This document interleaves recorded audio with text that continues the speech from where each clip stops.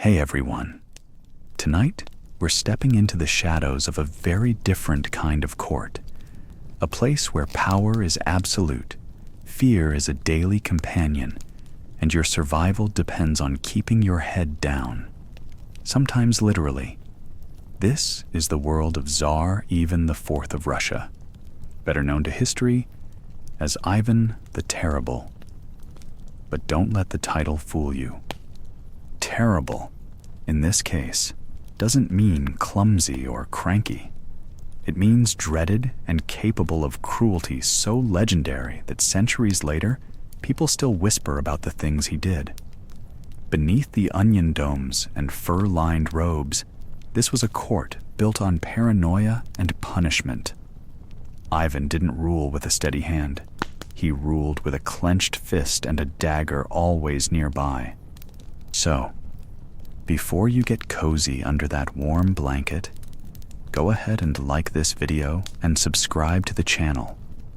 But only if what I do here genuinely helps you wind down at night. And hey, I'd love to know, where in the world are you watching from? And what time is it right now?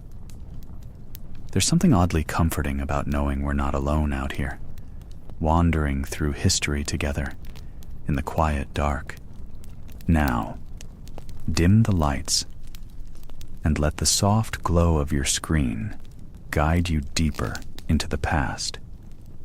Maybe let a gentle, steady hum play in the background. Close your eyes slowly, and let the weight of today slip away. You arrived at the Kremlin in winter, but what's new? It's always winter in Muscovy. If not in temperature, then certainly in temperament. The year is 1533, and the Tsar is dead. Ivan III's grandson, your new master, is 3 years old, shriveled like a sparrow, and just as vulnerable. And now the court smells of blood, wax, and cold iron. You're here to serve. Maybe you pour wine, maybe you fetch furs, maybe you stand very still and try not to draw the wrong kind of attention. Doesn't matter. You're a pawn in a game played by wolves, because the boyars have begun their feast. The boyars, Muscovy's noble elite, are not gentle tutors.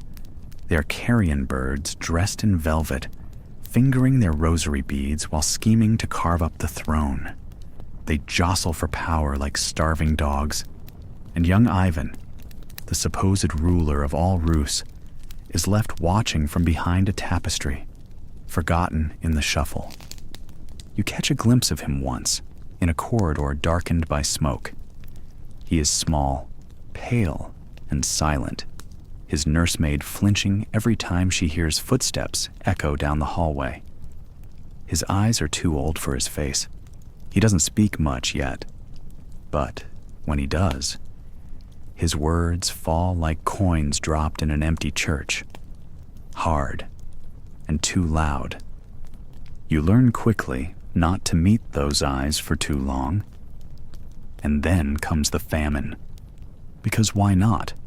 Crops fail, snow buries the land, and the Kremlin becomes a kingdom of rot. The kitchens serve boiled bark and rat broth.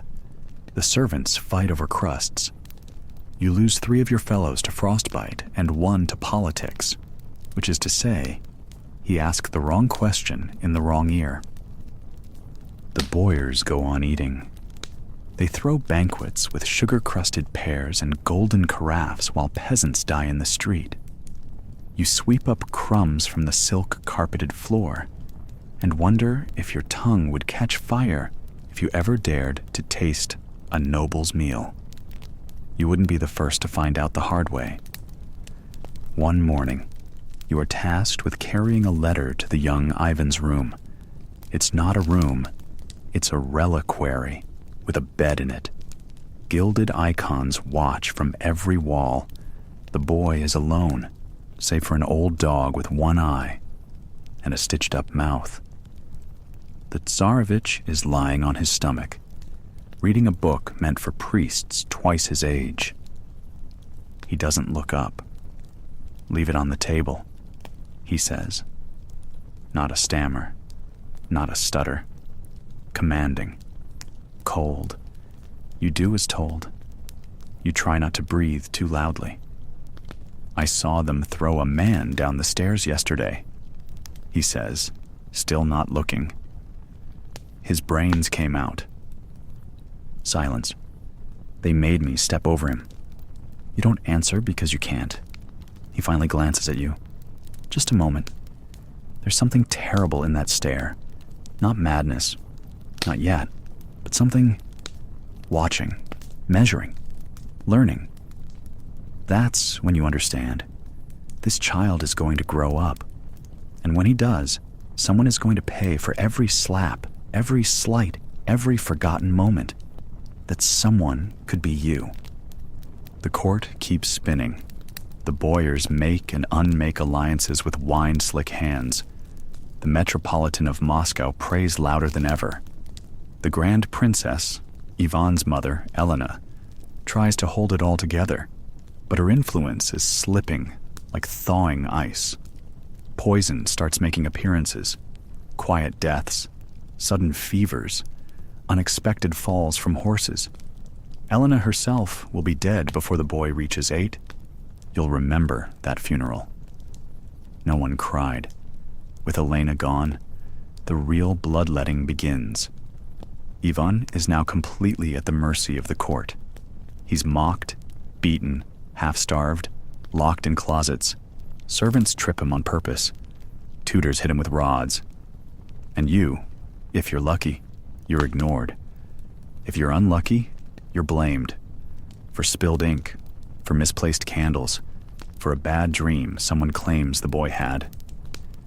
He stops speaking entirely for a while. Then one day, a cat disappears from the kitchens, and later, the same cat is found crucified behind the stables.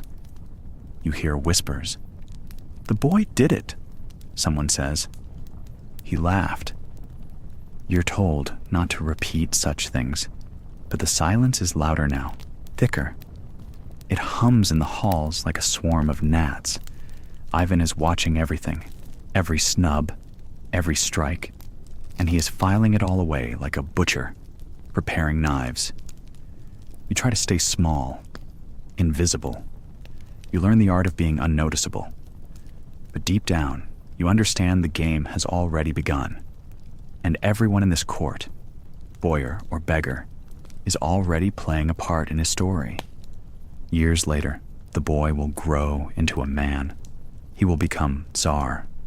Not Grand Prince, not Regent, but Tsar of all Rus. The first, absolute, crowned in robes older than his kingdom.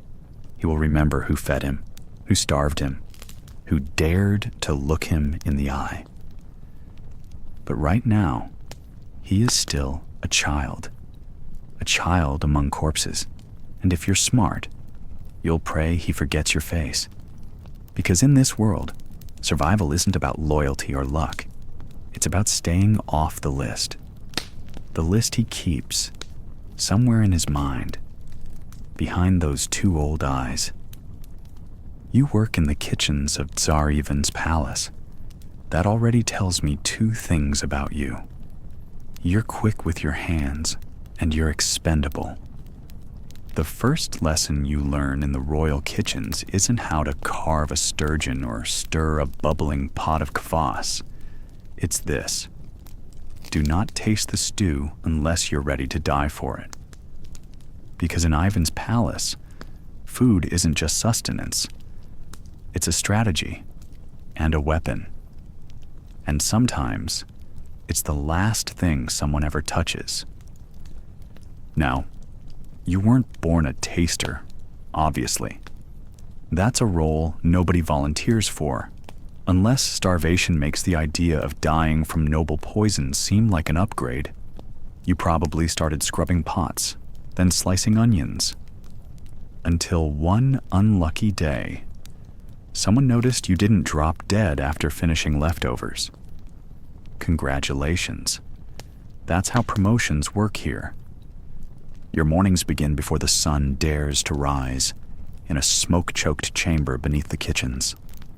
The hearths are always burning, the air thick with the smell of meat, garlic, sweat, and fear. You listen to the butcher grunt curses as he cleaves through ribs. You see the baker crossing himself after every loaf. Everyone's watching, always watching, and whispering. You hear them between the clash of copper pots and the bubbling of soup. Did you hear about the boyar from last week? Collapsed face first into his pudding? They say it was honey wine laced with powdered glass. Or maybe nightshade. Who knows anymore? Everyone's got a theory. Everyone's got a reason to be afraid. Poison is everywhere here. In the meat, in the wine, sometimes even in the ink used to sign decrees. Ivan isn't paranoid. He's correct. People do want him dead. Lots of people. So everyone, from his trusted advisors to the lowest scullion, eats like it might be their last bite. That's where you come in. The food taster. You stand in a shadowed alcove while they bring the Tsar his meal. Black bread, river fish, maybe a bit of roast swan if it's a feast day. Before it reaches him, it reaches you. A silver spoon, trembling in your hand, dips into the bowl. The steward watches. The guard watches. And if your eyes don't roll back into your skull within a minute or two, the Tsar might deign to lift his own spoon. No pressure. But it's not just about dying. Sometimes it's worse than that. If the Tsar thinks you've allowed a bad dish through, if it's too salty, too cold, too bland, you'll get a public scolding. Or a private one involving a lash. Ivan has high standards, you see, and a low threshold for disappointment. Of course, you're not the only one at risk. There are the cooks who prepare the food, the servants who carry it, even the musicians who play during the meal. A wrong chord at the wrong moment, and Ivan might assume it's a signal to strike. He's had guests hauled off mid-supper, mid-bite, mid-laugh. You've seen it happen. You were there the night he accused a nobleman of treason over undercooked venison. The Tsar paused mid-meal, narrowed his eyes at the poor man, then politely asked if he enjoyed raw meat. Before the noble could answer, guards dragged him away. The kitchen fell silent for hours after. Nobody dared touch the pepper. And the whispers never stop. You hear tales from the stables, from the scullery maids, from the women who wash the blood-stained robes. They speak of secret tunnels beneath the palace, hidden arsenals of poisons, pet alchemists kept locked in towers to distill death into tasteless droplets. It's all true, you think, or at least it might be. Truth is hard to pin down in Ivan's court. Facts melt into paranoia here. The line between rumor and reality is as blurry as the bottom of your wine cup. You don't sleep well, of course. Who could? Your dreams are haunted by gurgled gasps and purple tongues. You wake up sweating, tongue dry, wondering if tonight's stew was a little bitter. And you always taste first. That's the rule. That's the job. That's how you stay alive. Barely. You've learned how to chew slowly, how to pray quickly. You keep a little clove in your pocket to mask the taste of whatever horror they feed you. And you've memorized which herbs tingle on the tongue, because that's the first sign something's wrong. Once, you recognized the numbness just in time. A pie crust that felt wrong, too smooth. You hesitated. That hesitation saved your life.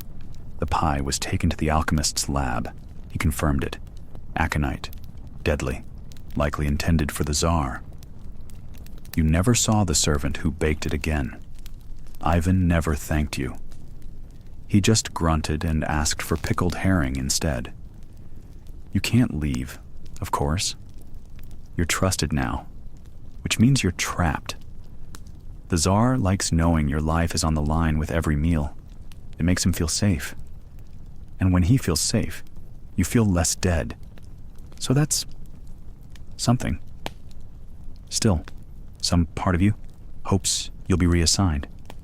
Maybe to the kennels.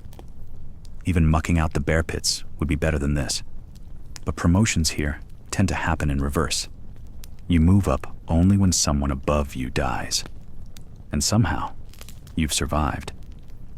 That's more than most. So tomorrow, you'll wake up before the dawn again. You'll salt the broth and stir the pot. You'll listen to the whispers, dodge the knives, and pray over your portion. The great hall will echo with laughter and low suspicion. And once again, you'll lift the spoon first. Because that's your place, between the plate and the poison, in the terrifying kitchen of Ivan the Terrible. So, you've survived the orphanage, dodged the wolves of court intrigue, and somehow, thanks to your talent for holding trays and keeping your mouth shut, you've landed a spot serving at the grandest event Moscow has ever seen. The coronation of Ivan IV. It's January 16th, 1547. The bells are tolling in deafening waves across the frozen city. Smoke curls from every rooftop. Prayers rise like mist from the crowd. And you're standing outside the Cathedral of the Dormition in the Kremlin, trying not to slip on the ice or vomit from nerves. Your sheepskin boots are too tight, and the tray in your hands, laden with honey cakes and ceremonial vodka, is trembling ever so slightly. Not because of the cold, but because today you will serve the first Tsar of all Rus. Inside the cathedral, it's a different world entirely. Forget the biting wind and cracked lips of winter.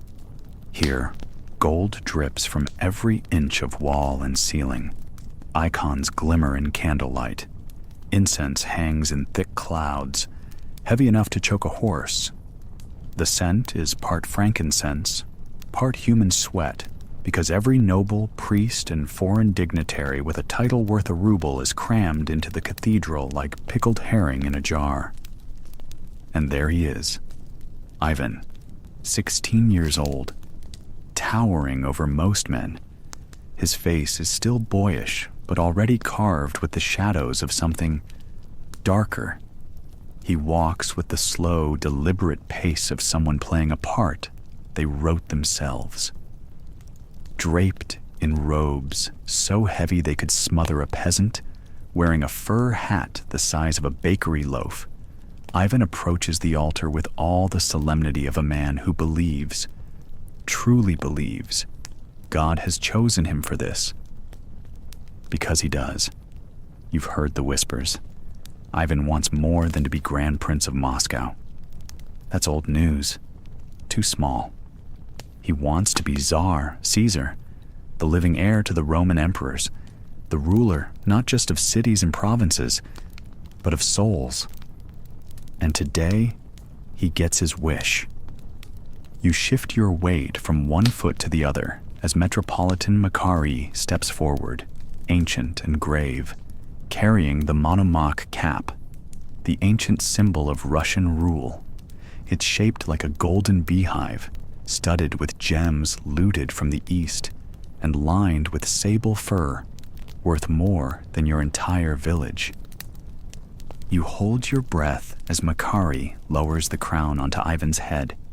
It's done. The first Tsar of all Rus. There's a moment of silence. Even the candles seem to flicker in awe. And then, music, trumpets, shouts from the crowd outside, a roar, as if the very stones of Moscow are groaning with history. People cry, people faint, You almost drop the tray. Then begins the procession, the endless march of gifts, blessings, rituals. Ivan receives the scepter, the orb, the sacred cross. He bows before the altar, kisses holy icons, accepts pledges of loyalty from the trembling boyars. You move quietly along the edges, refilling cups, offering sweets, keeping your head low, but your eyes wide open. The boyars are sweating in their furs. Foreign ambassadors whisper translations to one another. The Italian architect near the back, the one who's been designing towers for the Kremlin, keeps sneaking glances at the Tsar as if trying to sketch him in his mind. Everyone knows something has changed. This isn't just a ceremony. It's a beginning. And maybe, though no one says it out loud, an omen. Because here's the thing no one wants to admit. Ivan is already strange. He fasts obsessively, then binges like a starving bear. He quotes scripture fluently and screams at servants for imagined slights. He talks of heaven and hell as if he's been to both. He forgives his enemies one day and flays them the next. And while the nobles sip wine and clap politely, you, lowly, invisible you, can see it in his eyes. He is waiting for the world to betray him. Waiting for the first crack in loyalty. Waiting for God to whisper instructions only he can hear. Later, at the feast, you'll carry platters of roasted swan and wild boar through a hall lit by more candles than you've ever seen in your life. Ivan will sit at the high table, flanked by his new wife Anastasia and an army of holy men and guards, drinking in the power like it's mulled wine. He'll smile, laugh, offer toasts in a voice deepened by ritual. And for a while, it will feel good. You'll think maybe this Tsar thing will work out. Maybe Ivan will be different now that he has a crown. More merciful, more stable. Maybe the nightmares you've had about him, about fire and screams and rivers of blood, were just anxiety. You'll be wrong, but not yet. Tonight, there's music, the sound of balalaikas and drums. There's dancing and spiced mead. There are old men grinning at the idea of a new Russia, a powerful Russia, led by a Tsar, hand-picked by God himself. And somewhere, in the shadows near the outer columns of the cathedral, you'll find yourself staring at Ivan as he lifts the jeweled goblet to his lips. For just a second, he glances your way, sees you, and smiles. Not kindly, not cruelly, but knowingly, as if he already knows your fate, as if the entire story, your story, his story, Russia's story, has already been written, and he's the only one holding the pen. You're not sure what gave you away. Maybe it was the way you didn't flinch when they whipped the baker's son for selling stale rye. Maybe it was how you didn't ask too many questions. Or maybe it was just that you kept your mouth shut, your head down, and your dagger clean. Whatever the reason, you've caught the eye of someone in black. And that's not always a good thing in Ivan's Russia. Because once you're noticed, you're marked. And if you're marked, well, welcome to the Oprichniki. The invitation doesn't come with flowers.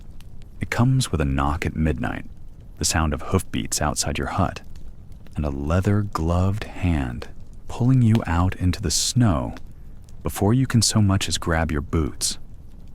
No trial, no ceremony. One moment, you're a nameless peasant with a talent for cruelty. The next, you're bundled onto a horse and riding toward a monastery that no longer serves God. You've heard rumors about what happens there. Where monks used to chant, men now scream. And they say Ivan himself trained the first of the oprichniki there, bathing them in a kind of reverse baptism, not in holy water, but in fear, loyalty, and blood. When you arrive, the walls are high and black, the windows shuttered. You step inside, and the cold gets worse somehow. The men around you wear long black robes cinched at the waist, with iron chains clinking as they move. Their saddles are decorated with severed dog heads and broomsticks.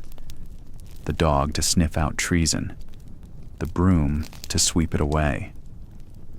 You still think this is a joke, some twisted new military unit, maybe a prank on the new guy, until you see the man scrubbing the floor with his own shirt while another beats him with a rod, not because he disobeyed an order, but because he asked why it needed to be done. That's when you understand. Curiosity is poison here. Training isn't about combat. Not really. Any idiot can swing a sword. This is about obedience, silence, watching your own comrades flogged and asking for a turn, learning to love the Tsar with a fanatic's devotion and to fear him even more. Ivan wants men who will execute an entire village because someone there once coughed in church. You're taught how to spy, not in the clever cloak and dagger way. Number. You learn how to listen at doors, how to write anonymous accusations, and how to provoke a man into treason just by asking the right question. What do you really think of the Tsar? Becomes both test and trap. Some nights, you sleep on straw soaked in your own sweat, praying Ivan forgets you exist. Other nights, you dine in luxury, roast boar, fine mead, next to the very man you saw whip his brother to death the day before. It's confusing, deliberate, and completely effective. One day you're a rat. The next, you're seated next to the king of cats. And Ivan visits often, not as a czar, but as something else entirely, dressed like a monk, barefoot, eyes glowing with that eerie combination of holiness and homicide. He lectures you about divine justice, about betrayal, about how God himself whispers orders to him in the quiet of the night. You nod, you weep, you pretend you understand, because the ones who ask for clarification tend to disappear. Soon they hand you your robe, black wool, heavier than you expected, like wearing a curse. They give you a whip and a knife and a crucifix, and then they ask you to use all three on a traitor tied to the post outside. You don't ask what he did. That's not your job anymore. You do what's required, and the screaming sounds like music to the rest of them. You're now an oprichnik. You ride into towns ahead of Ivan's retinue, spreading terror like confetti. People fall to their knees when they see the dog heads hanging from your saddle. Some try to bribe you. Others run. You record their names either way. Your job is not justice, it's obedience. And your loyalty is measured in blood spilled, not words spoken. But here's the problem. There's no way out. Not ever. You see, Ivan doesn't just expect loyalty. He demands it at a level that borders on metaphysical. And if you ever so much as hesitate, if you flinch, if you weep for a child, if you let a merchant bribe his way past a sentence, well, then you're no longer oprichniki material. You're just another traitor. And you already know what happens to traitors. After all, you've helped dig the mass graves. Some try to leave. A few fake illnesses. One even ran. They say he made it as far as Lithuania, until a package arrived on his family's doorstep. Inside, a dog's head, his own fingers, and a note signed simply I. So you stay. You stay even when the man next to you weeps in his sleep. You stay when the villagers throw themselves into the river, rather than be interrogated. You stay because leaving means death, and staying means less than death. A kind of waking purgatory, where your soul rots slower than your boots. But the worst part? Over time, it starts to feel normal. The beatings, the prayers, the executions. You forget who you were before the black robe, before the whip. You stop caring about right and wrong. You start caring about survival. And that's exactly what Ivan wants. Because an oprichnik is not a man. He's a shadow, a threat, a lesson carved into the bodies of the disobedient. And now, you're one of them. Out of all the miserable posts in Ivan the Terrible's household, mopping vomit off banquet floors, feeding wolves, trimming the beard of a czar who might kill you for tugging, you've somehow landed the most enviable job in the palace. Personal attendant to the Tsaritsa herself, Anastasia Romanovna. You're a chambermaid. You rise before the sun, your fingers frozen stiff from Moscow's breath, tasked with warming the Tsaritsa's robes before she wakes. You fluff her pillows, sprinkle lavender in her bathwater, and you learn, very quickly, that you must never, ever speak unless spoken to. Anastasia, unlike her unhinged husband, is calm, intelligent, and, most dangerously, kind. The other servants speak of her in hushed voices, like she's a living saint. She's the only one keeping Ivan sane, one whispers while scrubbing chamber pots. If she dies, we all die. You chuckle nervously. That's dramatic, you think? Right? Your days fall into a rhythm. Anastasia reads aloud by candlelight. You sew quietly beside her. Sometimes she asks for your thoughts on a story or a psalm. This isn't a trap. She really wants to know. She listens, nods, and smiles. You feel like a person, something rare in a court that treats most servants like mobile furniture. The palace around you, however, is not so serene. Ivan is often away, campaigning, feasting, brooding, murdering. You avoid his gaze when he passes through Anastasia's chambers, and you never breathe a word when he asks, "What has she said about me?" When he storms in drunk and shouting, Anastasia calms him with a touch. You watch it with awe, and maybe a little fear. She's the only leash on this wild dog of a ruler. And you're barely a flea on his back. But something shifted. It started with whispers, unseen hands tampering with Anastasia's meals, a sudden cough that doesn't go away. The Tsar's mood darkens. He paces like a bear in a trap. He accuses the doctors of incompetence, the priests of neglect, the boyars of treason. And when the fever finally comes, it devours her fast. You sit by her bedside, cooling her head with cloths. Ivan visits, sometimes raving, sometimes weeping. Anastasia fades. In her last days, she asks you to sing a hymn. Your voice shakes. She smiles. Then she's gone. That night, the palace grew colder than the grave. Ivan doesn't scream. He doesn't sob. He just stared for hours. And when dawn breaks, he breaks too. First, he blames the doctors. He has them flogged. One vanishes. Then, it's the boyars. He's convinced they poisoned her. And you, yes, you, who were seen handling her food. You can't sleep without wondering if someone will drag you from your cot in the middle of the night. One maidservant is found drowned in a well. A cook is accused of witchcraft. You clutch your apron like a holy relic and try not to breathe too loudly. In the weeks after Anastasia's death, the court changes. The laughter dies. The paranoia grows. Ivan wears black. He stops trimming his beard. He mutters to himself. And then he begins praying in Latin. You don't even know what Latin is, but you're sure it's a bad sign. Your job doesn't get easier. With Anastasia gone, there's no buffer between you and the madness. You clean her empty chambers, dust her untouched combs, fold her gowns she'll never wear again.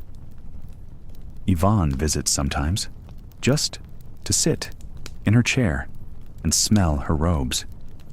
Once, he asks you if her spirit still lingers. You freeze, say something wrong, and you'll be next to the drowned maid. You nod slowly. She never really left, Your Majesty. He stares at you, then smiles, which was way worse than shouting. Sometimes, in the quiet before dawn, you whisper your own prayers, not for peace or safety, but for Anastasia, for the gentleness that died with her, and for yourself, that you might stay invisible just a little longer. And yet, you're not invisible. One night, Ivan calls for you. You're brought before him in the candlelit throne room. His eyes are bloodshot. He holds one of Anastasia's rings. He asks softly, "Did she ever speak ill of me?" You shake your head. He presses, "Did she ever fear me?" What do you say? The truth? A lie? A mixture? You gamble. She loved you, sire, truly. He watches you for a long time. Then he dismisses you. No reward, no death sentence, just dismissal. But it's not relief you feel, it's dread. Because you now know what it means to be close to Ivan. Even kindness rots beside him. You return to your quarters. You sleep with one eye open. And the next morning, you're reassigned.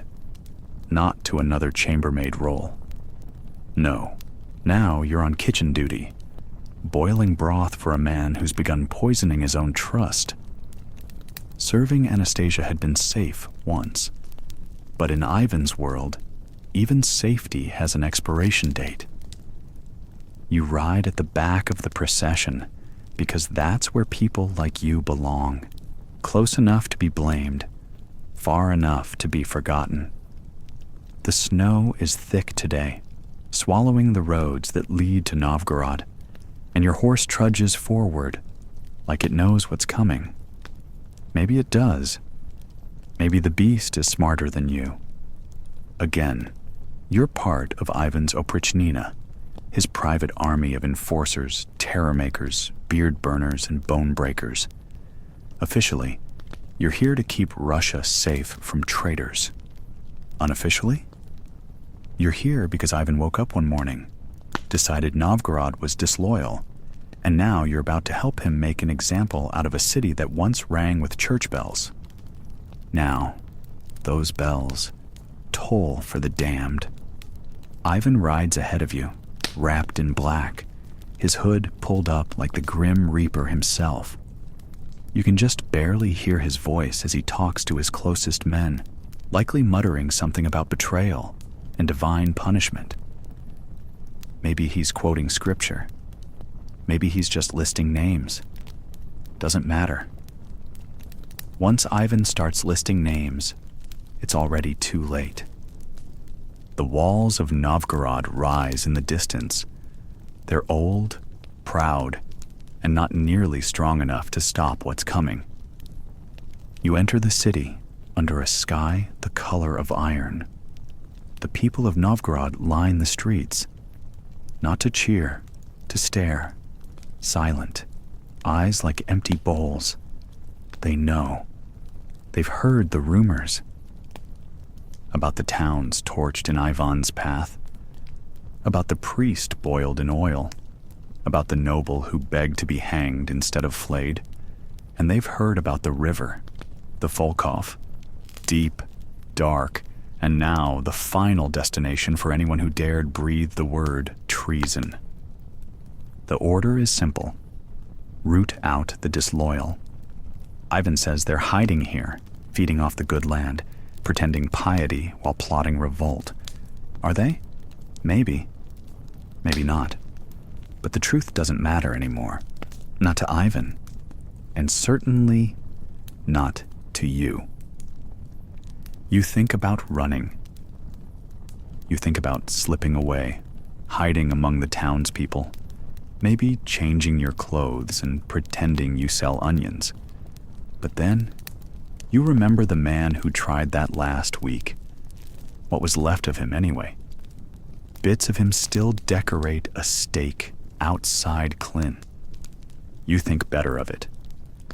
The black-clad Oprichniki fan, out like rats into the city.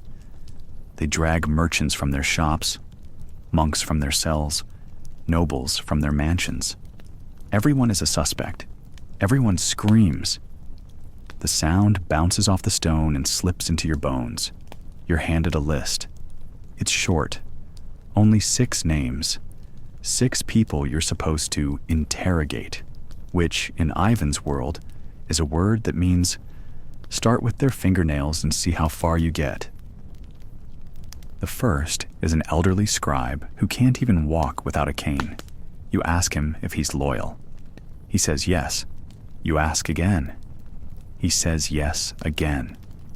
You throw him into the river. Loyalty doesn't float. By day 3, the Volkov is full of bodies.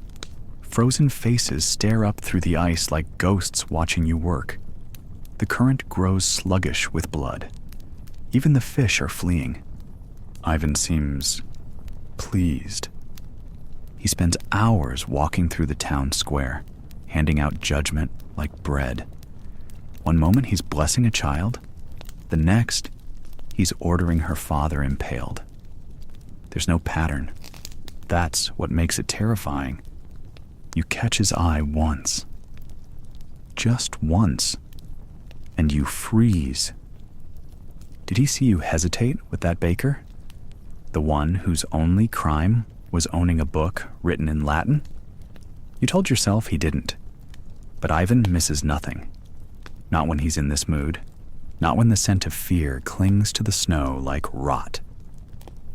On the 6th night, Ivan calls for a feast. Yes, a feast. Inside a cathedral, no less. Tables are set where prayers used to be whispered. Candles flicker next to plates of roasted goose and goblets of wine, so red it looks like it came from the river outside. You eat beside a man who strangled his cousin earlier that day. He smells like sweat and tallow and doesn't blink anymore. Ivan stands at the altar, laughing, toasting to loyalty, to justice, to divine fury. He raises his cup and gestures to the musicians, who begin playing over the cries of women outside. The screams don't seem to bother anyone. If anything, they're part of the rhythm now. And the bells of Novgorod? They're silent. Ivan had them taken down, said their ringing was a lie. False joy in a city of traitors. Some say he melted one bell into a giant iron cauldron. Others say he made it into shackles. By morning, the snow is red. You've stopped counting how many people you've helped kill. Your list has grown, then shrunk, then grown again. It doesn't matter anymore. No one is safe, especially not you. Because now, Ivan isn't smiling. He's pacing, muttering, saying someone let a traitor go. Someone hesitated. Someone lied. Your heart kicks like a drum. You look around, but the other Oprichniki won't meet your eyes. You remember the baker, the way her hands shook, the Latin book you tossed into the fire. Did Ivan see? You're summoned, so you kneel before him. He stares at you for a long time, then longer, and finally he says, "Next time, don't pause." Then he walks away. You breathe. You don't know how long you were holding your breath. but it hurts coming back. The next day, someone else is dragged to the river. You're not sure what they did. You're not sure they did anything. You just know it wasn't you. The bells of Novgorod never ring again, but in your dreams, you hear them still. Each toll another life taken, another soul drowned beneath ice, another lesson etched in blood. Serve Ivan well, or serve as his warning. You're not entirely sure what time it is. Time doesn't mean much down here. The sun doesn't visit the basements of the Alexandrov Kremlin. It's always dark, always damp, always echoing with the remnants of someone else's agony. You hold a bucket in one hand and a rag in the other. You're not here to question the prisoners. You're not even important enough to drag them in. No. Your job is to clean up after it's all over, after the boyars have screamed themselves hoarse, after the flesh has torn and the teeth have cracked and the floor is painted with regret. Lucky you. You weren't always a basement boy. Once, you cleaned boots in the courtyard. That was before the stable fire. You don't talk about the stable fire. Now you're here, in the chamber where men confess to things they never did, just to make the pain stop. You open the door and brace yourself. The stench always hits first. Blood, sweat, old wood soaked in secrets. The stone walls are damp, but not from water. It's warm down here, from the heat of too many candles and too much fear. There's a rack in the center. It creaks, as if it remembers the last spine it stretched. A pair of iron tongs sit by the wall. You avoid looking at them. There are scorch marks on the floor.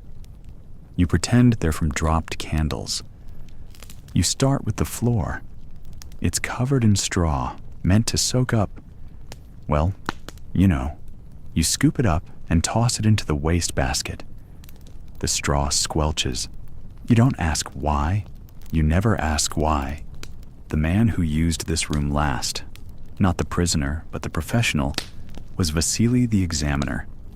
He's a quiet sort, methodical, never raises his voice, just hums orthodox chants while he works.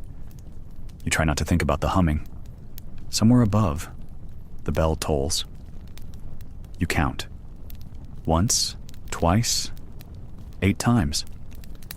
Early morning, which means there's still dried blood on the floor from the midnight confessions.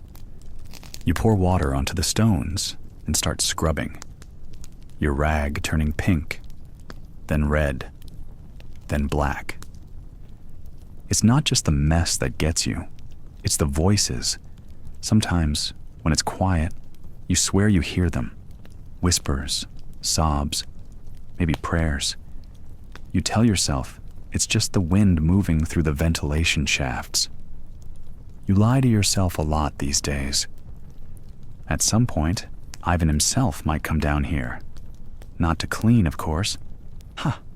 No, he comes to observe, or participate, depends on his mood. When the Tsar arrives, everyone stands straight. The torturer bows. The guards tremble. You keep your head down and pray he doesn't notice the streak you missed under the bench. Ivan doesn't enjoy screaming exactly. He enjoys silence after the screaming. He likes obedience. He likes power. He believes he's purifying Russia, one broken body at a time. And you're just here to mop up the purification. You hear footsteps above. Heavy boots, probably another one coming down for questioning. You finish wringing out the rag and move to the hooks on the wall. You polish them. Yes, hooks. They serve their purpose. You once made the mistake of asking why there were 2 at shoulder height and 1 down low. You didn't ask again. You're nearly done when the bucket tips over. The water spills. mixes with whatever was on the stones already. You curse under your breath and grab more straw. As you clean it up, you notice something. A tooth. Just sitting there. Tiny. Human. White. You add it to the pile of miscellaneous remains in the metal dish by the door. There's a fingernail in there already. Possibly an earlobe. You don't ask. Lunch, when it comes, is a chunk of rye bread and a ladle of sour cabbage soup. You eat it sitting on the edge of the rack, trying not to think of the people who last laid there. You fail. The soup tastes like fear and turnips. By afternoon, the room looks acceptable, not clean. This place will never be clean, but acceptable enough that the next confession can be extracted without slipping on someone else's regrets. You leave a new cloth by the rack, hang the fresh ropes on the wall, and trim the candle stubs. Presentation matters. You've learned. Ivan believes in order, in cruelty with structure. The oprichniki, his black-robed enforcers, call it divine justice. You call it Tuesday. Before you leave, you take one last look around. You notice the scratch marks on the wall. Not new ones, but the old ones. Desperate lines carved by fingernails. Some spelling names, others just lines. Endless lines, like tally marks. Maybe days spent here. Maybe lives lost. You add one of your own. Just one mark under the bench. Not for someone else. For you. A small rebellion. A quiet memory. Proof you were here. Proof that this horror isn't just something that happens to other people. Because that's the worst part. You used to think the prisoners were them. Rebels. Heretics. Traitors. Now you know better. Down here, everyone is one misstep from the chair. So you climb the stairs back into the light, carrying your empty bucket and your half-full soul. The smell clings to you, even outside. People give you space in the halls. They know where you've been. They don't ask questions. No one wants to hear about the basement. And you try not to dream about it. You wake up to the sound of footsteps. Not marching, not stomping. Just soft, deliberate leather against stone. That's worse. That means something is about to happen. And in Ivan's court, something usually means someone's going to scream before breakfast. You lie very still on your cot. If you're lucky, the footsteps aren't for you. Maybe it's just a summons. Maybe Ivan wants another riddle. He likes those. Or maybe he wants a boyar dragged out to the courtyard and clubbed until his beard falls off. Hard to say. Ivan's mood swings faster than a rusty axe in a peasant uprising. There's a knock. 3 times. Polite. Almost gentle. You're dead. It's the knock of the Tsar's oprichniki, his personal death squad dressed in black robes, riding black horses, with black dog heads dangling from their saddles, like the world's most horrifying fashion statement. They answer only to Ivan. Not the law, not the church, not even God. Just Ivan. And Ivan woke up feeling off.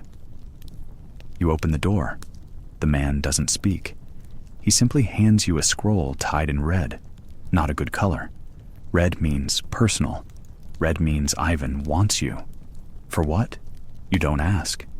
Hours later, you're in the palace, standing just outside the throne room. The air smells like incense and cold sweat.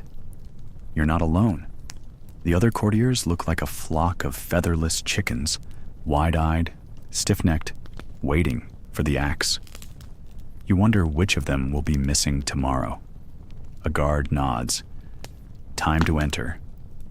The throne room is dark, thick with smoke and the soft sound of chanting.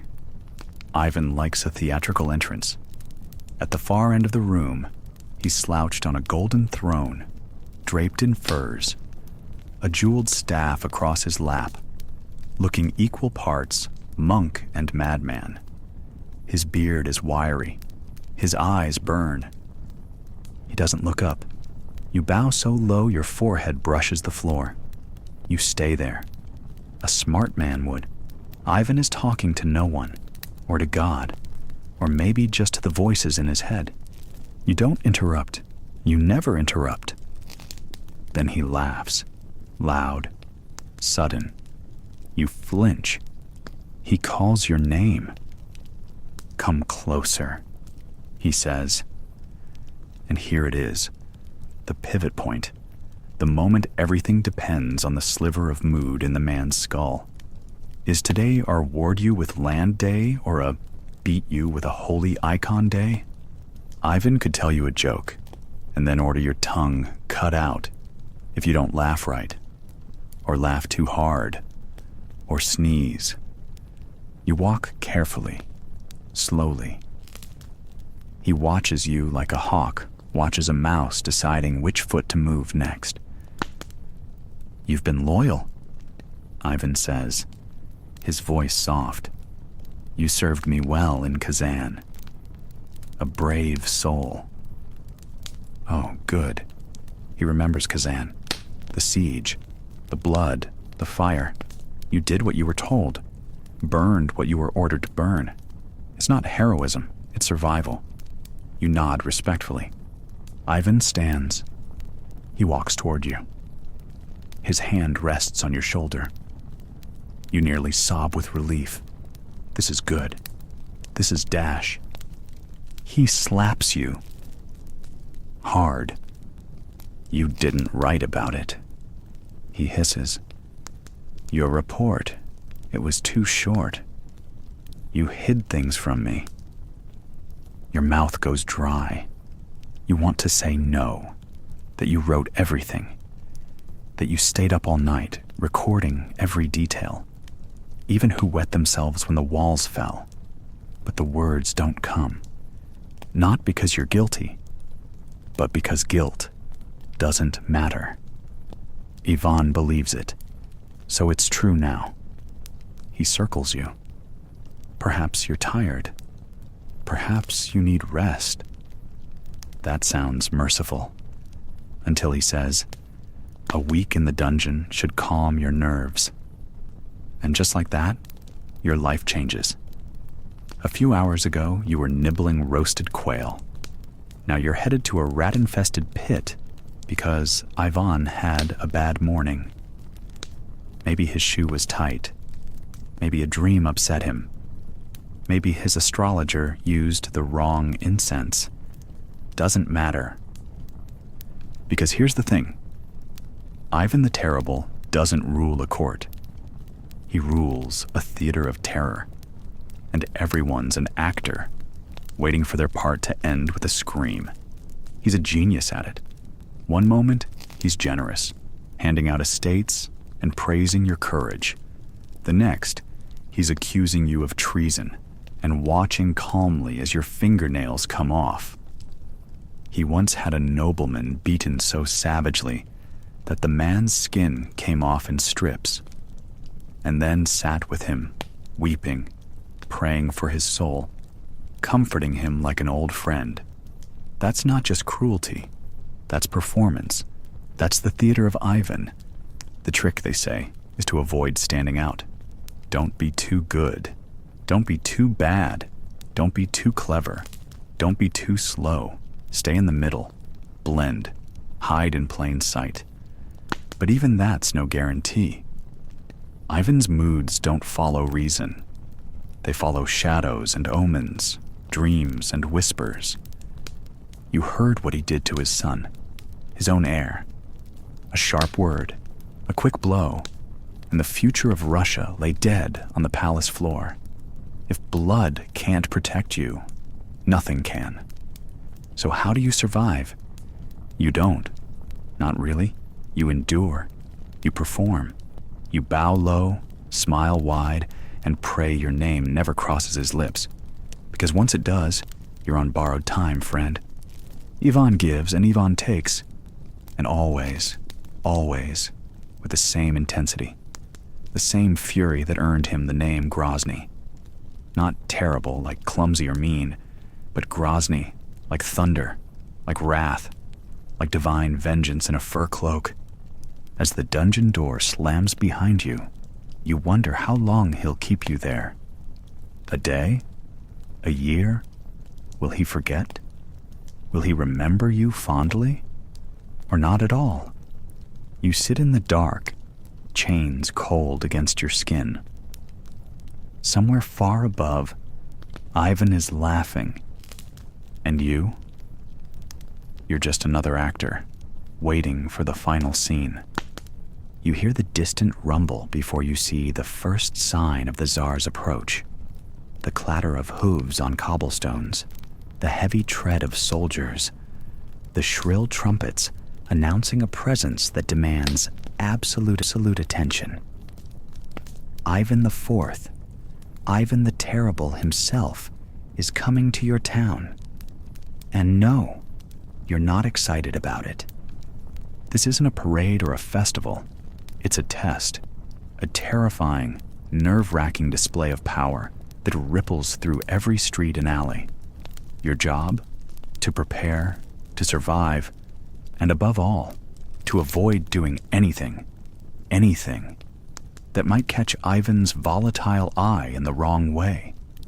Because when Ivan visits, your town transforms from a dusty backwater into a tightly controlled stage set for one man's wrath and glory. The first sign that Ivan is on his way is the frantic repainting of walls, houses, and public buildings. Imagine every brick and wooden plank scrubbed and scrubbed until it gleams. No dust, no grime, no cracks showing. Your town's usual haphazard charm must disappear overnight, replaced by a glossy facade worthy of a czar's gaze. The local officials boss around painters and laborers, ordering walls to be whitewashed, doors polished, and windows cleaned until they sparkle. This isn't about aesthetics. It's about sending a clear message. We are loyal, we are prosperous, and we respect the czar's greatness. And if you think the paint job is just cosmetic, think again. It's a mask, a desperate illusion to hide your town's poverty, its rot, and its petty squabbles, things Ivan doesn't want to see or hear about. Because in Ivan's world, appearances matter more than truth. Next comes the creeping silence that descends like a heavy fog. If your town has troublemakers, grumblers, or anyone with a sharp tongue, they suddenly find themselves with very good reasons to keep quiet.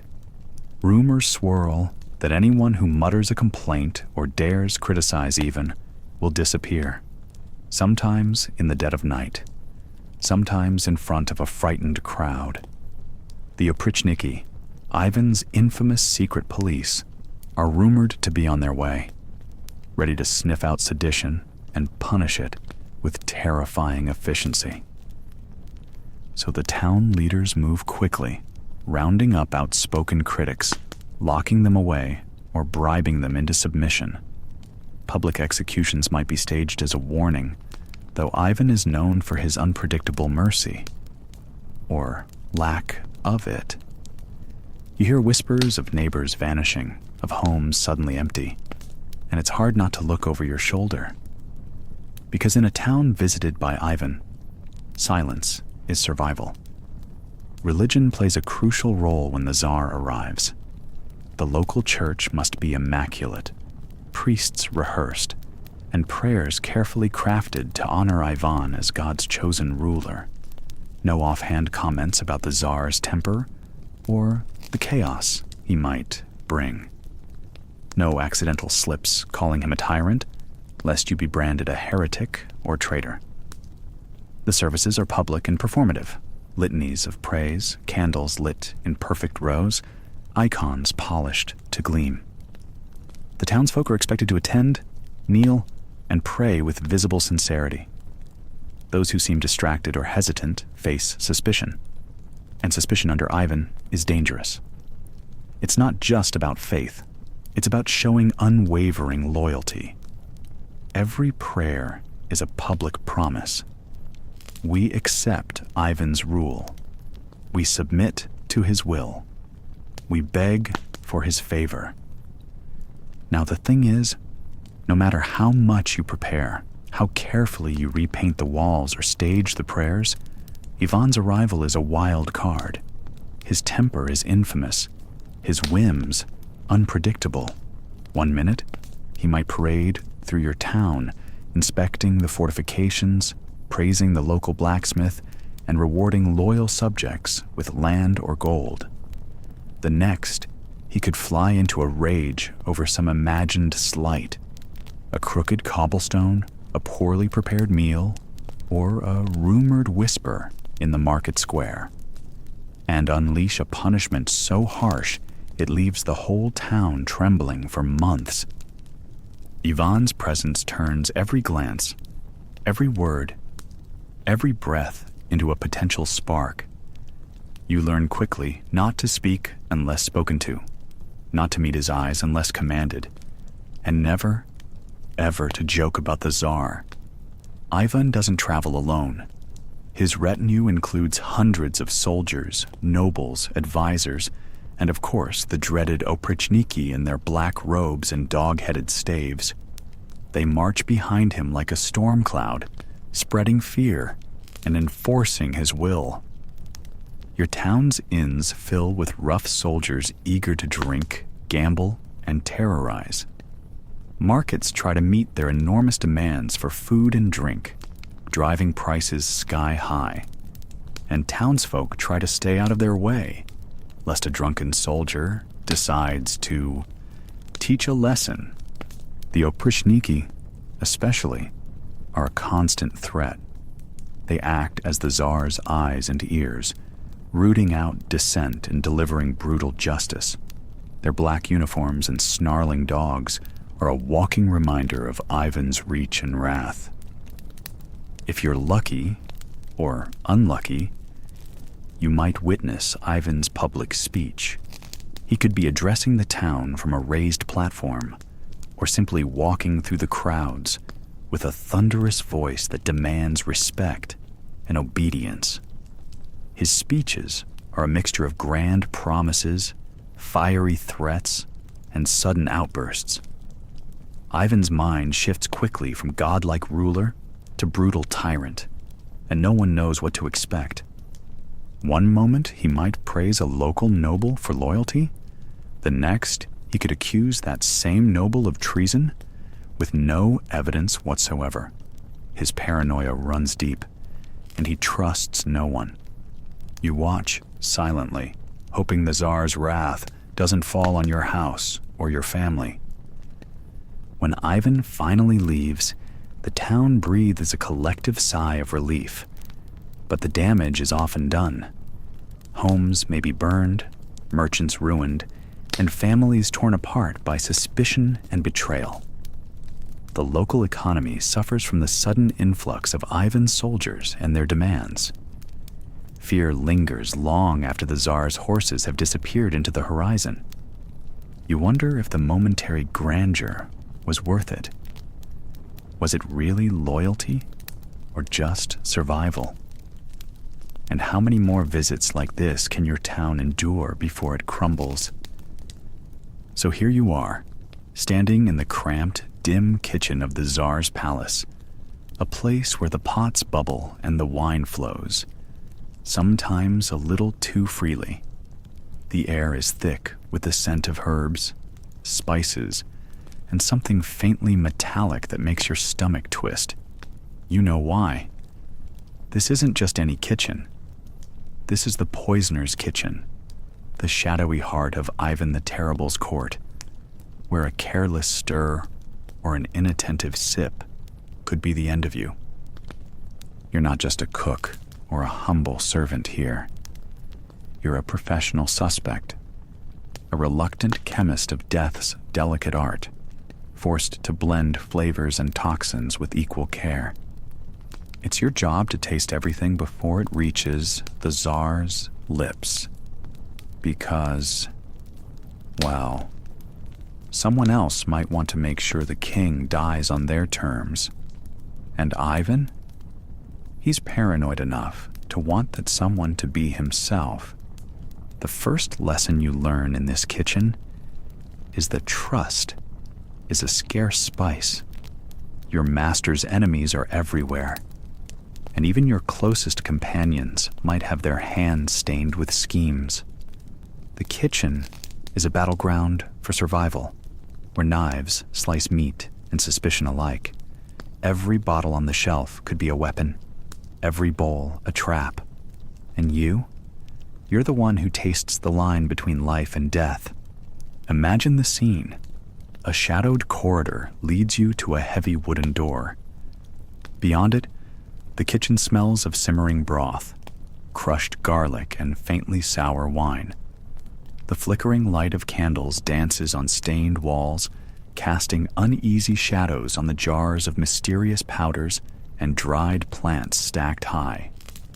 The cook, or more accurately, the poisoner, is a grim-faced figure, one who knows every secret ingredient that could silence a rival or a traitor. Your hands shake a little as you pick up the goblet of wine meant for Ivan's dinner. It's smooth, rich, but you're trained to detect the faintest bitterness or sharpness that might hint at something sinister. You swirl it, sniff it, then take a tiny sip, holding it on your tongue as the poisoner watches carefully. It's a test, not just of the wine, but of your loyalty, your nerves, your survival skills. You learn quickly how to recognize the difference between a fine vintage and a deadly concoction.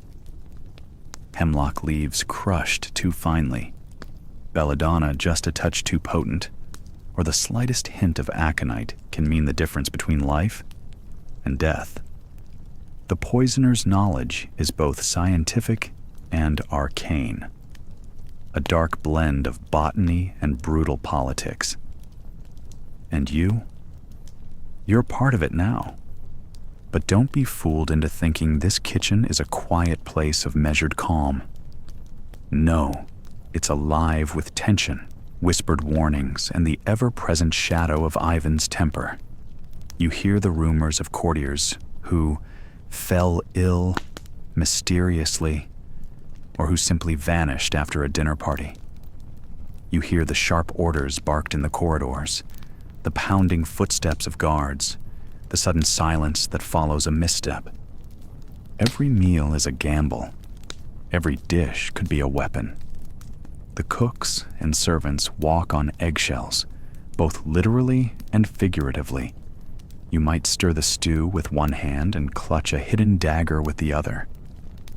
And all the while, your mind races. Is the wine safe?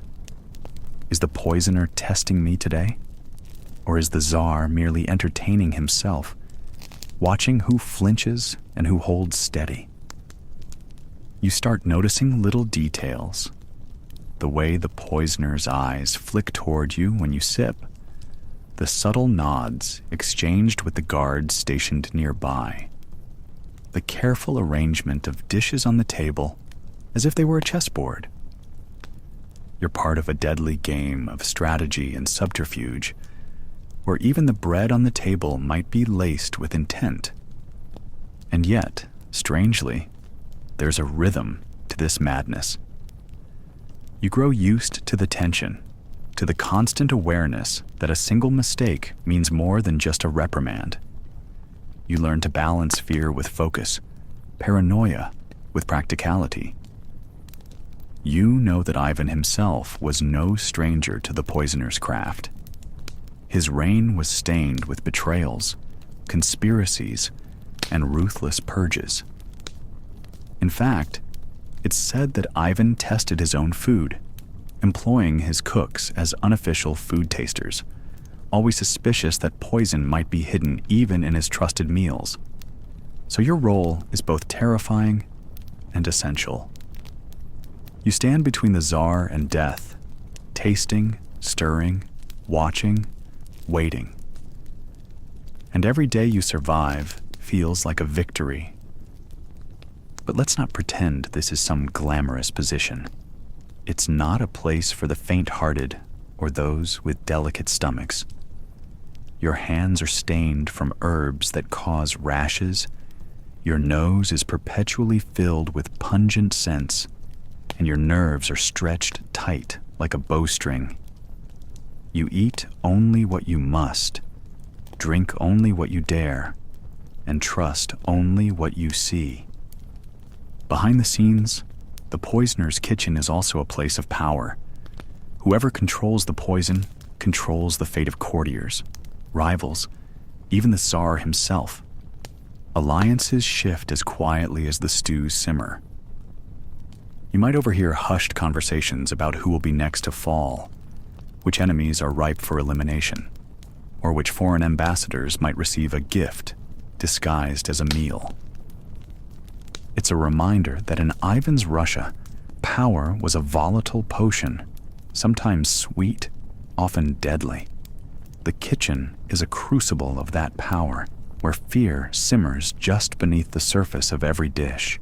And you, the poisoner's apprentice or servant, are the one who carries the weight of that tension with every taste.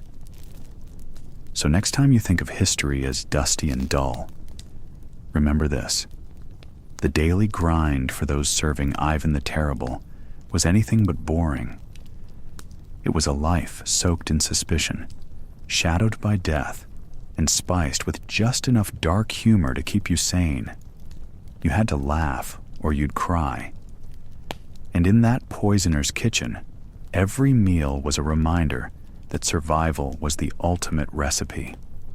Now, as you wipe the sweat from your brow and prepare for the next tasting, you wonder, will today be the day the poisoner tests you?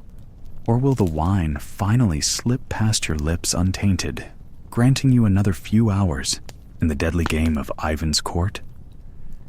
Only time, and Ivan, will tell. You might think a Tsar fleeing to a monastery means he's done with ruling, or at least ready for a peaceful life of repentance. But with Ivan the Terrible, nothing is ever that simple. Picture this. Ivan IV, Russia's first crowned Tsar, suddenly disappears from his court, vanishing into the cold stone walls of a monastery. The air is thick with the scent of incense and candle wax, a sharp contrast to the usual stink of sweat, fear, and spilled vodka back in the palace. You might expect him to be a humble man, penitent, a soul seeking forgiveness after decades of ruthless rule. And in some ways, he was. But in others, the Tsar's darker side never left him. Your life, as one of Ivan's servants, is about to become a strange dance between silence and chaos. You follow him to this holy place, not because you want to, but because a Tsar's shadow is impossible to shake, even when he's down on his knees praying. By day, Ivan's a man of faith. You watch him move slowly through the monastery halls, his fingers clasping rosary beads, lips murmuring ancient prayers in church Slavonic. His face looks soft, almost human for once, eyes closed tight, as if seeking to scrub the past clean from his soul. For hours, he sits alone in his tiny cell, surrounded by icons of saints and martyrs. You wonder if this is the moment the Tsar sheds his terrible nature, replaced by humble repentance. But by night, the mask slips. The monastery's peaceful quiet turns brittle, tense. Ivan's voice, once low and calm, becomes sharp and violent. If a candle guttering or a creaking floorboard annoys him, you can be sure punishment follows. The monks and servants are never safe from his wrath, not even in this holy refuge. You find yourself tiptoeing through shadowy halls, heart pounding, praying the Tsar won't find a reason to turn his fury on you. His confessions are nothing like those in church.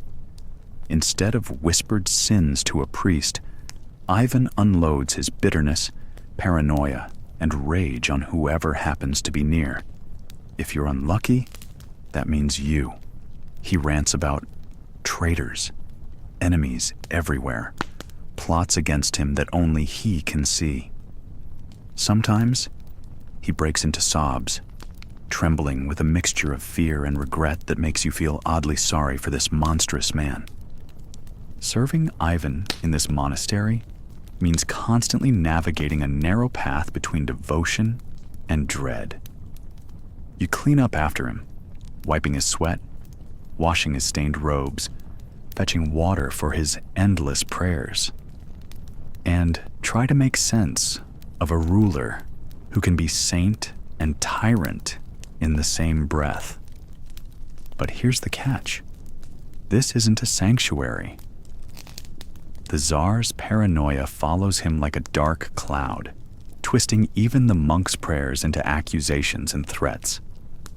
No one dares speak freely, fearing that a careless word could ignite Ivan's terrible temper.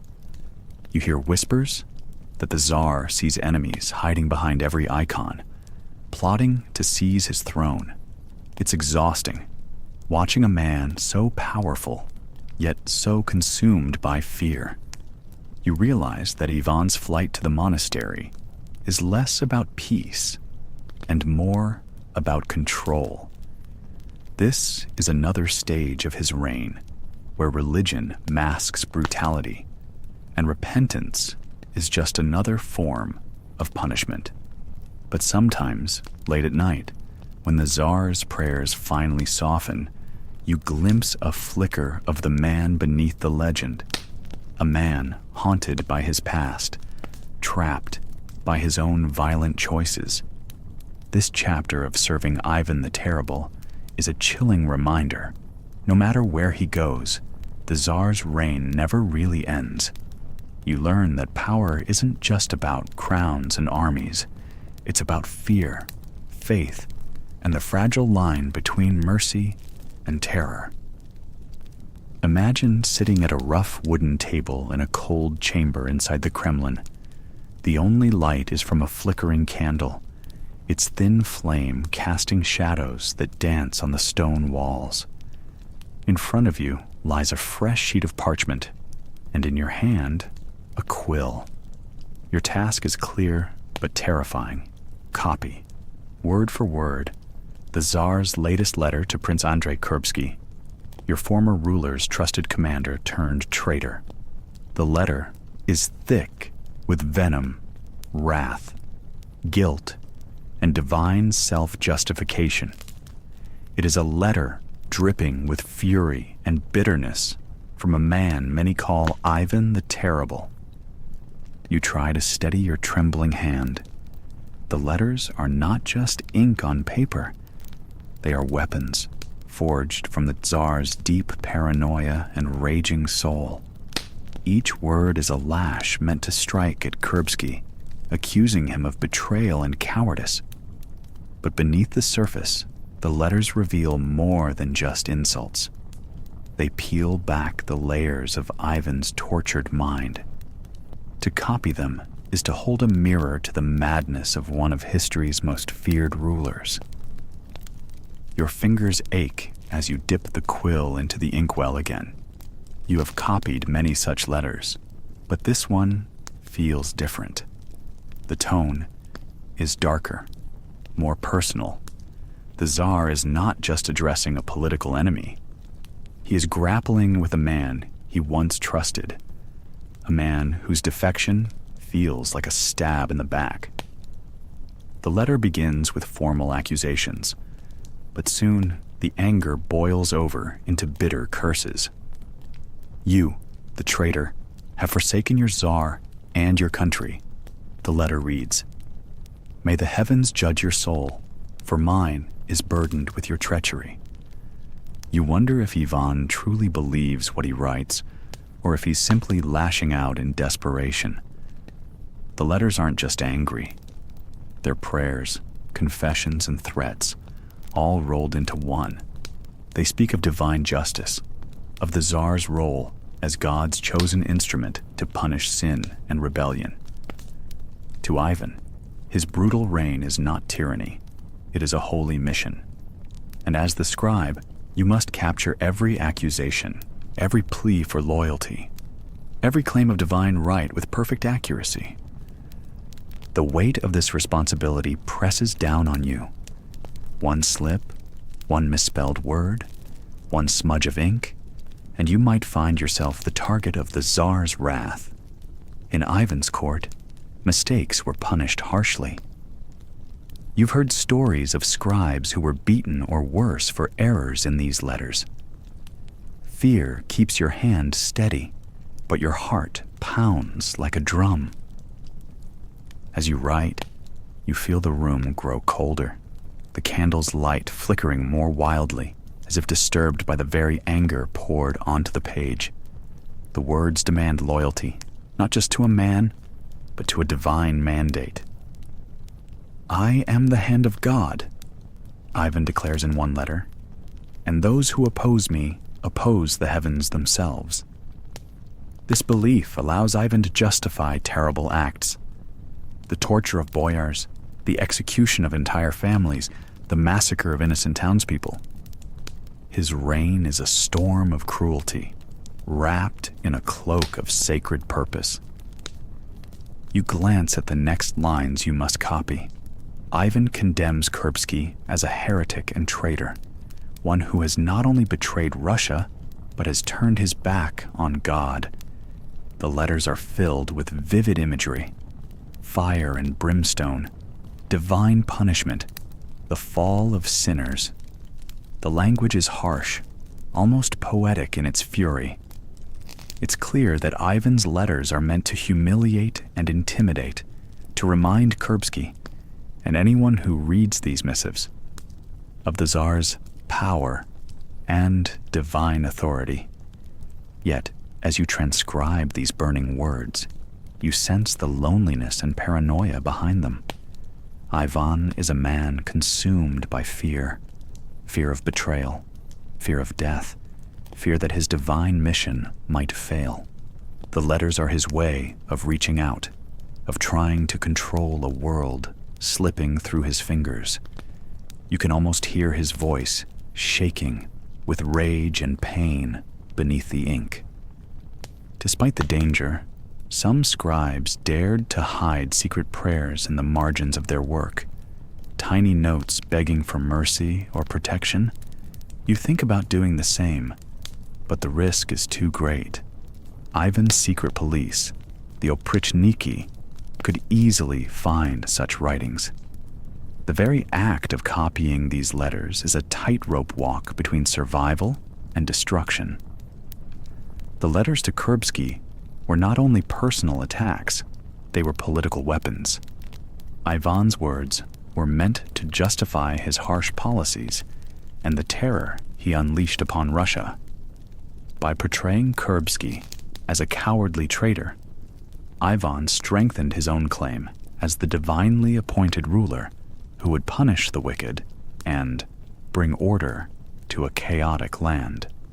For the scribes, these letters were both a record of history and a chilling reminder of the Tsar's reach and wrath.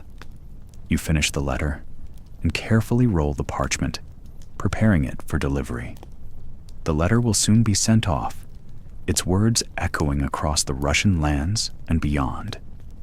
For the scribes, though, the work is never done. More letters will come, each one heavier than the last, each one demanding the same fearful obedience. As you blow out the candle and prepare to leave your post, you wonder how much longer this madness will last. The Tsar's reign is like a thunderstorm, powerful and terrifying, but eventually, storms end. Still, the words you copied today will live on, whispering tales of a ruler whose fury reshaped a nation and whose madness was immortalized in ink. You step out into the cold night, your hands stained with ink, and your soul burdened with the weight of the Tsar's wrath. You are one of the scribes of the mad Tsar, silent witnesses to a king's unraveling mind, forever trapped in the shadows of his power. You've heard the stories about Ivan the Terrible's iron fist, his brutal oprichniki, and the blood-soaked streets of Moscow. So now, we're stepping behind the palace walls, where the screams were muffled and the echoes of footsteps hurried through cold, shadowy corridors. This is the world of the women Ivan couldn't keep, the wives, consorts, and unfortunate souls caught in the nightmare of his volatile reign. Ivan IV wasn't just a fearsome ruler with a temper that could ignite at a moment's notice. He was a man whose relationships with women were as stormy and treacherous as his rule. Serving those women was a different kind of ordeal entirely. You weren't just a courtier or servant. You were a witness to heartbreak, paranoia, and tragedy wrapped up in silk, velvet, and blood. Let's start with the first wife, Anastasia Romanovna. She was the calm in Ivan's chaotic world, a rare light in his dark court. When she was alive, Ivan's rage softened just a little, but as you'll quickly realize, peace was fleeting. After her death, Ivan's paranoia spiraled, his temper grew more unhinged, and the women who followed lived in a far darker shadow. Ivan married 7 times, though not all unions were official or blessed by the church. Many of his marriages ended in tragedy, exile, or outright violence. You'd see brides brought in with hope, only to disappear behind locked doors, their fates sealed by a tyrant's whims. Take Marfa Sobakina, his 3rd wife, for example. She was chosen carefully, but only months after their wedding, she died mysteriously. Rumors flew. Illness, poisoning, or perhaps the stress of a palace teeming with spies and suspicion. As a servant, you'd be trapped in the whispers, unable to speak, but fully aware of the brewing dread. Then there was Anna Koltovskaya, the 4th wife. You'd hear rumors that even kept her in a convent after their marriage failed, basically banished her, forcing her into a life of isolation. Imagine tending to a woman who once lived as a queen, but now wore the veil of a prisoner. Her isolation was a punishment that ran deeper than exile. It was erasure. Ivan's 5th marriage to Anna Vasilchikova was equally grim. She, too, was sent away after just a few months, exiled to a monastery under suspicious circumstances. Serving her meant witnessing her transformation from a hopeful bride to a shadow behind stone walls. The 6th wife, Vasilisa Melentieva, is shrouded in mystery. Some say she never existed. Others claim she was a secret wife or mistress. Either way, stories suggest a fate no less tragic, lost in the rumors swirling around the tyrant's court. And finally, the 7th wife, Maria Nagaya. She survived Ivan, but only just. After his death, she was stripped of power and thrown into the chaos that followed his reign. If you were in her household, you'd be constantly looking over your shoulder, bracing for the next upheaval. Serving these women wasn't just about delivering food or attending to their wardrobes. You were a confidant, a witness to fear and despair. You'd see how Ivan's moods dictated the household's atmosphere. One day filled with lavish feasts, the next drowned in tears and whispered threats.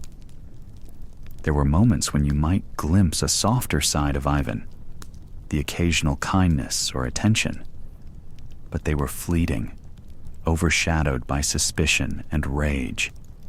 The women lived with constant anxiety, knowing the king's favor could shift in an instant, turning warmth to wrath. And what about the children born from these unions? Some were raised with care, others hidden away, and many suffered under Ivan's erratic rule. As a servant, you might witness the fragile attempts to protect these children from their father's wrath, but often it was a losing battle. The courtiers around Ivan knew better than to intervene. Everyone feared his infamous temper, and the punishments for perceived disloyalty were brutal: imprisonment, exile, or worse. Serving these women meant navigating a minefield of political intrigue and personal danger. One of the most chilling aspects of serving Ivan's wives was the isolation. They were often cut off from the outside world, confined within palace walls that were both a prison and a stage. Their lives played out under constant surveillance, their every move dictated by a ruler who saw enemies everywhere. For you, the servant, this meant endless hours spent in silence, watching shadows lengthen, listening to the heavy footsteps echoing down empty halls. You learned to read the king's moods like a weather forecast, predicting storms, hiding when the thunder struck. And the punishments? If you crossed Ivan or failed your duties, the consequences were dire. Slaps, beatings, imprisonment, or worse awaited those who displeased him. The fear wasn't just for yourself, but for the women you served. Any failure could bring disaster to their fragile worlds. Behind the grandeur of the Tsar's court, the reality was bleak. The women Ivan couldn't keep were often left to wither away in loneliness or despair. Some died young, others vanished into monasteries, their stories lost to history except for whispered legends of cruelty and heartbreak. As the years passed, Ivan's paranoia deepened. His infamous oprichnina, the secret police, tightened their grip, turning the court into a place where trust was impossible. Serving Ivan's wives in those times meant being caught in a web of fear and suspicion from which few escaped unscathed. So, as you lie under your cozy blanket tonight, imagine the cold stone walls, the flickering candlelight, the silent tears, and the muffled sobs behind those grand palace doors. You're walking in the footsteps of the women Ivan the Terrible loved, discarded, and ultimately destroyed. Their lives were brief flickers of hope, snuffed out by a ruler whose reign was marked by terror and tragedy. You weren't just serving royalty. You were witnessing the fragile, terrifying human cost of a king who couldn't keep the ones he claimed to love. You wake up before dawn, or maybe you never really slept at all. The bitter cold of the Baltic creeps into your bones like a silent assassin. Your breath fogs in the air, and the muddy ground beneath your feet is nothing but a swampy quagmire. Welcome to Ivan's war camp, somewhere in Livonia. A frozen, filthy pit far from the warmth of home. The Livonian War has been dragging on for years now, a seemingly endless slog across forests, marshes, and castles. Ivan the Terrible has sent tens of thousands of souls, soldiers, servants, and unfortunate camp followers, marching into this hellscape, all under his fiery command. And you? You're one of them. A servant, a soldier, or perhaps something in between. It doesn't really matter. What matters is surviving this brutal campaign without losing your mind or your life. You pull your threadbare cloak tighter, the smell of damp wool and unwashed men filling your nostrils. The camp is a maze of tents and makeshift shelters, most barely holding together against the Baltic winds. Firelight flickers over tired faces, some hardened by battle, others barely clinging to hope. And then there's you, clutching a rusty spear, an ancient sword, or simply a bucket, because in Ivan's army, even fetching water counts as serving the Tsar. The war in Livonia isn't like the heroic battles you've heard about in stories. Forget glorious charges or shining armor. Here, it's mud and misery. Endless days of marching through forests so thick you can barely see the sun. Nights spent shivering in puddles, listening to the howls of wolves or worse, enemy scouts lurking just beyond the firelight. Food is scarce. When it does come, it's usually a thin gruel or stale bread that tastes like sawdust. Sometimes, if you're lucky, a hunk of salted pork, but don't expect fresh meat or vegetables. Illness spreads like wildfire. Dysentery, typhus, and scurvy don't care if you're brave or loyal. They take the weak first. And in Ivan's camp, weakness isn't tolerated. The punishment for complaining could be worse than the disease. Lashings, imprisonment, or a swift execution for mutiny. Ivan himself is a looming presence, though rarely seen close up.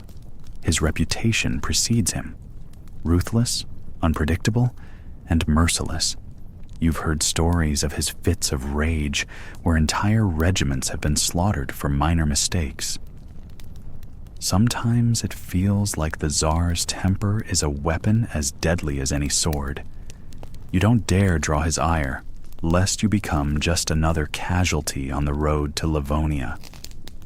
The soldiers are a motley crew.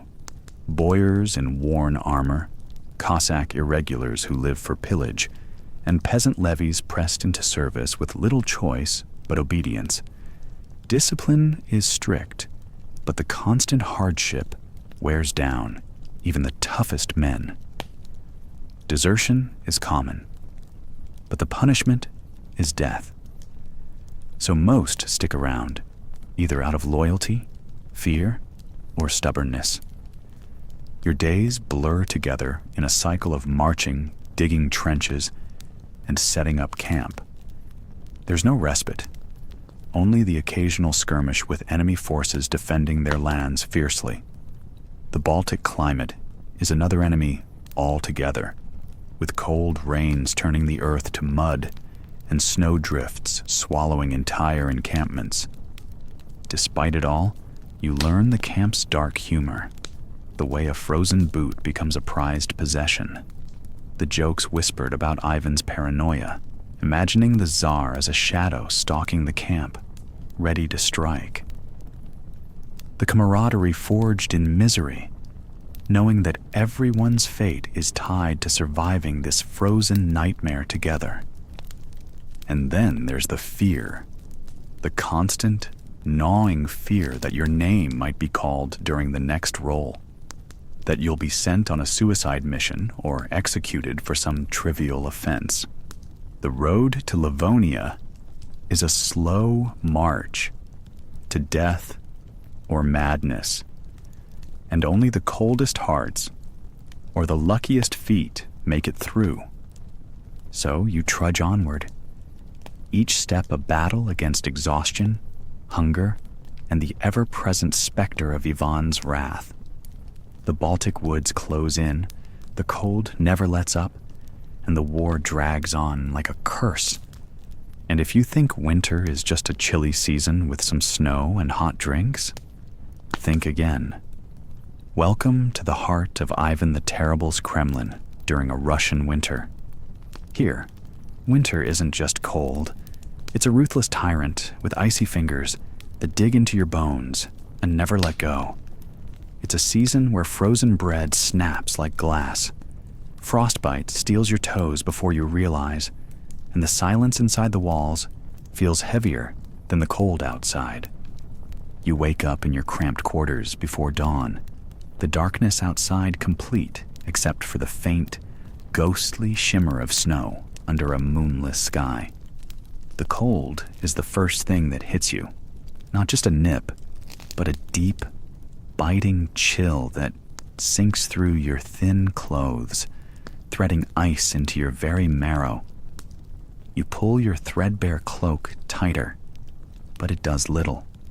Your breath puffs out in frosty clouds, and your fingers are already stiff before the day has begun. The Kremlin isn't the warm, majestic palace you've heard about. It's more of a fortress prison. Thick stone walls rise all around you, but their coldness isn't just outside. It creeps through every crack and corner of the ancient halls. The fireplaces are few, and the wood rationed. A single ember can be the difference between some warmth and numb, frozen misery. Breakfast is a grim affair. You're handed a chunk of black bread, hard as a rock and cold as the winter air. Sometimes it's moldy or frozen solid, so you're forced to gnaw on it, the crumbs turning into a gritty paste in your mouth. There's no hot porridge or warm stew. The kitchens are overcrowded and understocked, so your meal is usually as bleak as the day itself. The cold makes your stomach churn, but hunger gnaws more fiercely. Outside the Kremlin walls, the city of Moscow is cloaked in snow and silence. The river is frozen thick enough to walk on, but the frost doesn't just stop at the river's edge. It cuts through everything. The guards patrol in heavy furs, their breath steaming like little ghosts in the air. You envy their coats, but know you'll never wear one. Your job is too lowly, and your status too grim. The work is relentless, whether it's fetching water from the frozen well, hauling firewood, or running messages through the icy corridors. Every task takes twice as long. Your fingers go numb, and the sting of frostbite is a constant threat. You've heard stories of servants losing toes and fingers to the cold, and you know it could happen to you if you're careless. But slowing down isn't an option. Ivan's wrath looms over every action, and mistakes cost lives. Inside, the halls of the Kremlin are eerily quiet. The echo of footsteps and the clink of chains are the only sounds you hear. The nobles and the Tsar himself keep to their chambers, wrapped in furs and heated by fireplaces you can only dream about. You glimpse Ivan sometimes, his face a mask of fury and paranoia, his breath visible in the freezing air as he mutters dark thoughts and commands that send tremors through the court. At night, the cold is a predator. Your thin blankets do little to keep the chill away. You curl up on your wooden pallet, teeth chattering in the silence. The frozen walls seem to close in on you, and the distant howl of wolves outside makes the cold feel alive, watching, waiting. Sleep is uneasy, sometimes broken by the distant screams of those who have displeased the Tsar or the scurrying of rats searching for scraps. Illness spreads easily. The cold weakens your body, and colds turn into deadly fevers. There's no doctor for a lowly servant, no medicine beyond meager herbal remedies that do little. You see fellow servants succumb quietly, carried away in the dead of night, their absence marked only by a missing set of footsteps and a colder spot on the floor. Winter in the Kremlin is also a test of silence and patience. The Tsar's suspicious eyes are everywhere. Gossip is dangerous, and the wrong word whispered in the wrong ear can land you in the dungeons, or worse. So you learn to keep your head down, your words few, and your thoughts even fewer. Yet even in this frozen misery, life carries on. You find small moments of warmth, a shared cloak passed among shivering servants, a stolen piece of bread from the kitchen, or a fleeting smile from a fellow prisoner of the cold. These little sparks keep you moving forward, one frozen step at a time. And when the sun finally dares to rise above the horizon, you glimpse the faint glow on the snowy rooftops, reminding you that winter, as cruel as it is, will one day loosen its grip. Until then, you endure. Because in the Kremlin, survival means outlasting the cold, outwitting the Tsar's wrath, and hoping that one day, spring will come. So here you are, in the heart of the frozen Kremlin, a small cog in a massive, terrifying machine ruled by Ivan the Terrible. The cold isn't just weather here. It's an enemy as real as the Tsar himself. It shapes every breath, every movement, every whispered prayer for mercy. You remember that night. You could never forget it, even if you wanted to. The air was thick with the usual biting cold of Moscow winters, sharp enough to cut through even the heaviest furs. You'd been working late in the shadowed halls of the Kremlin, the echo of your footsteps swallowed by the enormous stone walls. The flickering torches barely lit the long corridors, but you knew every creak and whisper in this place. Tonight, however, was different. Something dark was already stirring. Something you could feel crawling under your skin. Ivan, the Tsar, was not a man you wanted to meet when his fury was roused. You'd seen him rage before, smashing furniture, shouting in a voice that cracked like thunder, and sometimes worse. The cold silence that followed was almost more terrifying. But this night, his anger boiled over in a way none of you had expected.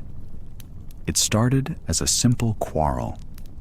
Ivan's son, Ivan Ivanovich, the Tsarevich, the heir to the Russian throne, had displeased his father.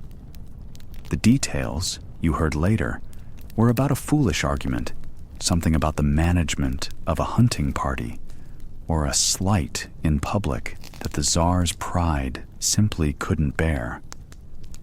The kind of petty insult that in any other family might have led to a sharp word or a slammed door. But this was no ordinary family, and this was no ordinary anger. You had been summoned to the chamber when the shouting began, your breath catching in your throat as you approached the heavy oak doors. The voices, Ivan's and his son's, echoed like a violent storm. Then the sudden, sharp crack of a blow. The Tsarevich's scream tore through the stone corridors, raw and desperate, filled with both shock and pain. You froze. Time stopped. The great Ivan had struck his own son. The air shifted, as if the Kremlin itself recoiled from what had just happened. You pushed the doors open, cautiously. There lay the young heir, clutching his head, blood blooming over his hand and dripping to the cold floor, like the slow fall of winter's first snow. Ivan stood over him, chest heaving, eyes wild and unseeing, a man undone by his own fury. You wanted to look away, to pretend you hadn't witnessed this terrible moment, but you couldn't. The room was thick with fear. The servants and courtiers who had been present staring in horrified silence. No one dared breathe. The air was dying. You could see it in his eyes, half closed, glazed with pain and disbelief. And yet, even in those final moments, he tried to speak, to reach out, perhaps hoping to calm the tempest that was his father. But Ivan was beyond reason. his grief and rage twisted into a monstrous shape no one could contain. The Tsar's fury was both a weapon and a curse. It made him feared across all of Russia, but it also destroyed what he loved most. You remember the sound of his broken sobs echoing through the hallways after the court was dismissed. A terrifying man, suddenly small and lost.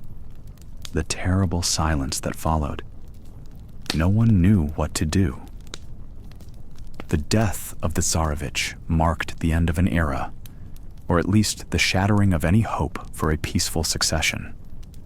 The crown would pass to a son not yet prepared, and the realm would tremble with uncertainty and dread. Now, imagine standing in the grand hall of the Kremlin, surrounded by golden icons and flickering candlelight. The air is thick with a mixture of smoke, sweat, and something darker, an invisible tension that hums just beneath the surface. You are one of the entertainers summoned to perform before Ivan IV, better known to history as Ivan the Terrible. You might have imagined this moment as one of glory, a chance to display your talents to the most powerful man in Russia. Instead, it feels like walking a tightrope stretched over a pit of vipers. One misstep, one wrong note, one ill-timed joke, and you could easily find yourself imprisoned, or worse. Being an entertainer in Ivan's court was no easy feat.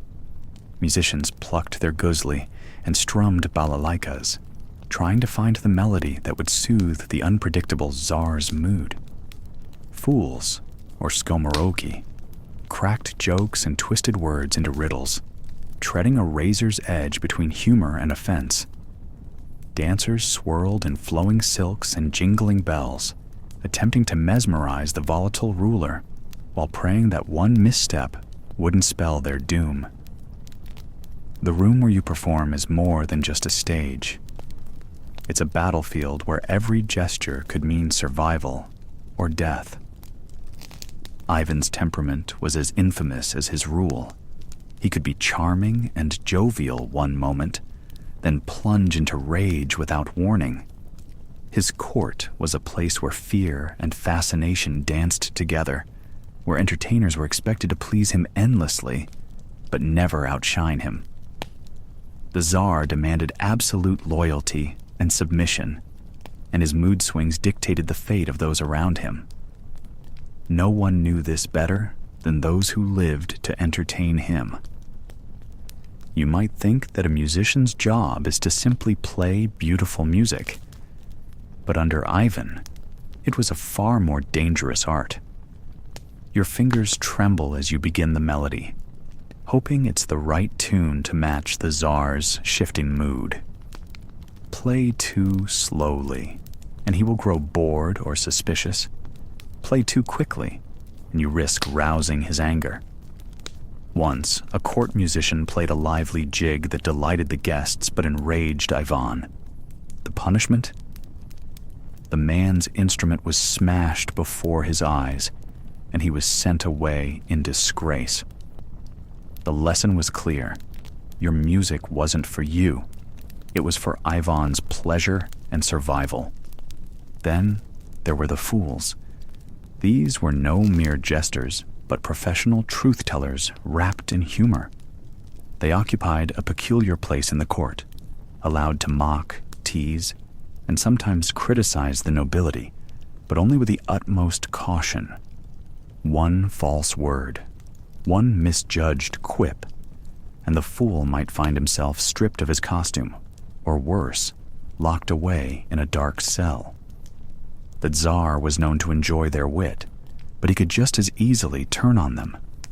It is said that one fool dared to joke about Ivan's many wives, a subject the Tsar took personally. That man disappeared shortly thereafter, his fate a chilling warning to others. To survive as a fool meant walking a constant tightrope, blending sarcasm and flattery in equal measure. hoping your humor pleased rather than provoked. The dancers, meanwhile, moved through the court like shadows of grace, their every step and twirl choreographed to captivate the Tsar's wandering attention. But their beauty and skill did not shield them from Ivan's temper. A dancer who missed a beat or faltered in her performance risked brutal punishment, sometimes publicly administered as a cruel spectacle for the rest of the court.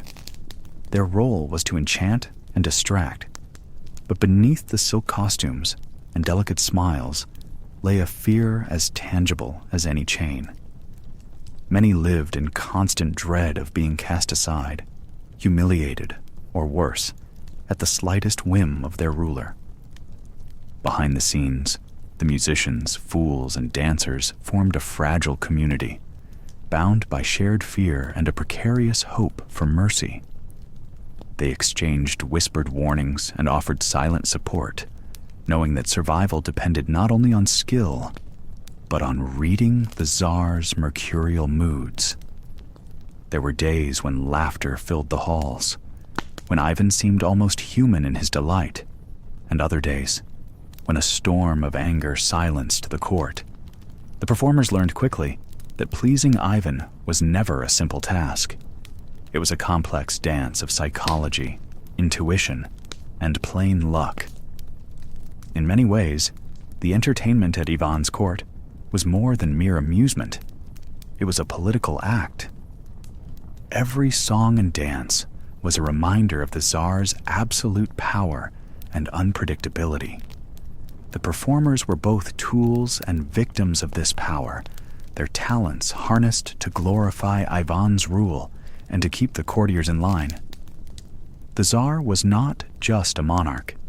He was a living force of nature, his moods shaping the very atmosphere of the kingdom. To entertain him was to submit to that force, to become a small piece in a grand and terrifying game. Survival in this world demanded more than talent. It required an understanding of Ivan's mercurial nature, a constant vigilance against his shifting moods, and the ability to disappear into the shadows when needed. Some entertainers were fortunate enough to earn Ivan's favor, becoming his personal jesters or musicians, enjoying fleeting moments of security and wealth. Others vanished from the court without a trace, victims of caprice or political intrigue. You can imagine the exhaustion and fear that must have accompanied each performance. Entertainers lived in a state of perpetual anxiety, knowing that the Tsar's favor was as fleeting as it was vital. The difference between applause and punishment was thinner than a whisper, and the price of failure was terrifyingly high. Their lives were a continuous performance of obedience and submission, a silent plea for mercy from a ruler who embodied both creation and destruction. The irony is that behind the grandeur and the spectacle, the world of Ivan's entertainers was a prison of nerves and uncertainty. They were expected to embody joy and laughter, yet their reality was one of constant fear. Each smile was a calculated risk, each joke a test of wit and courage. To them, the court was a stage set for survival, where every note, every gesture, was a move in a dangerous game. So, imagine yourself now as one of those musicians, fools, or dancers, standing under the cold gaze of Ivan the Terrible. Your heart pounds, your hands shake, and your mind races to find the perfect act that will keep you alive another day. The Tsar's eyes lock onto you, his expression unreadable. You begin to perform, hoping your art will be enough to tame the storm within him. You play, you dance, you joke, not just for glory, but for your very life. And as the flicker of candlelight dances across the ancient stones of the Kremlin, you wonder, could you survive entertaining the terrible Tsar? Now, if you think guarding a king means standing tall, looking noble in your polished armor, and receiving nods of respect from the court, well, think again. When you're guarding Ivan IV, Ivan the Terrible himself, every shift is a march through a waking nightmare. Ivan wasn't just a ruler, he was a haunted man. Imagine a man who hears whispers in empty halls, who sees shadows twist into omens, and who believes that death itself has tied a noose around his neck, waiting to tighten at the worst possible moment. Now, imagine that man is your master, the Tsar of all Russia, and you are his personal shield in a world where the line between reality and madness blurs like a Russian winter fog. Ivan's paranoia wasn't just a fancy title for being cautious. It was a full-time occupation. His guards, called oprichniki, weren't your usual royal protectors. They were feared enforcers, the Tsar's secret police, and a loyal group whose lives depended on reading Ivan's moods, like a weather forecast that predicted storms with deadly precision. When the sun slipped below the horizon and the shadows lengthened across the Kremlin's walls, the palace would hush, but Ivan's mind would roar. Voices, real or imagined, echoed in his head.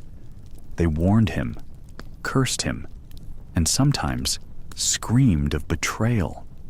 His guardsmen had to watch over him, not just for threats from outside, but for the chaos lurking within the Tsar's own mind. They say Ivan saw death everywhere, in the flicker of candlelight, in the cold drafts sneaking through the castle stone, in every glance that lingered too long or disappeared too quickly. Some nights, he believed the devil himself sat in the corner, grinning.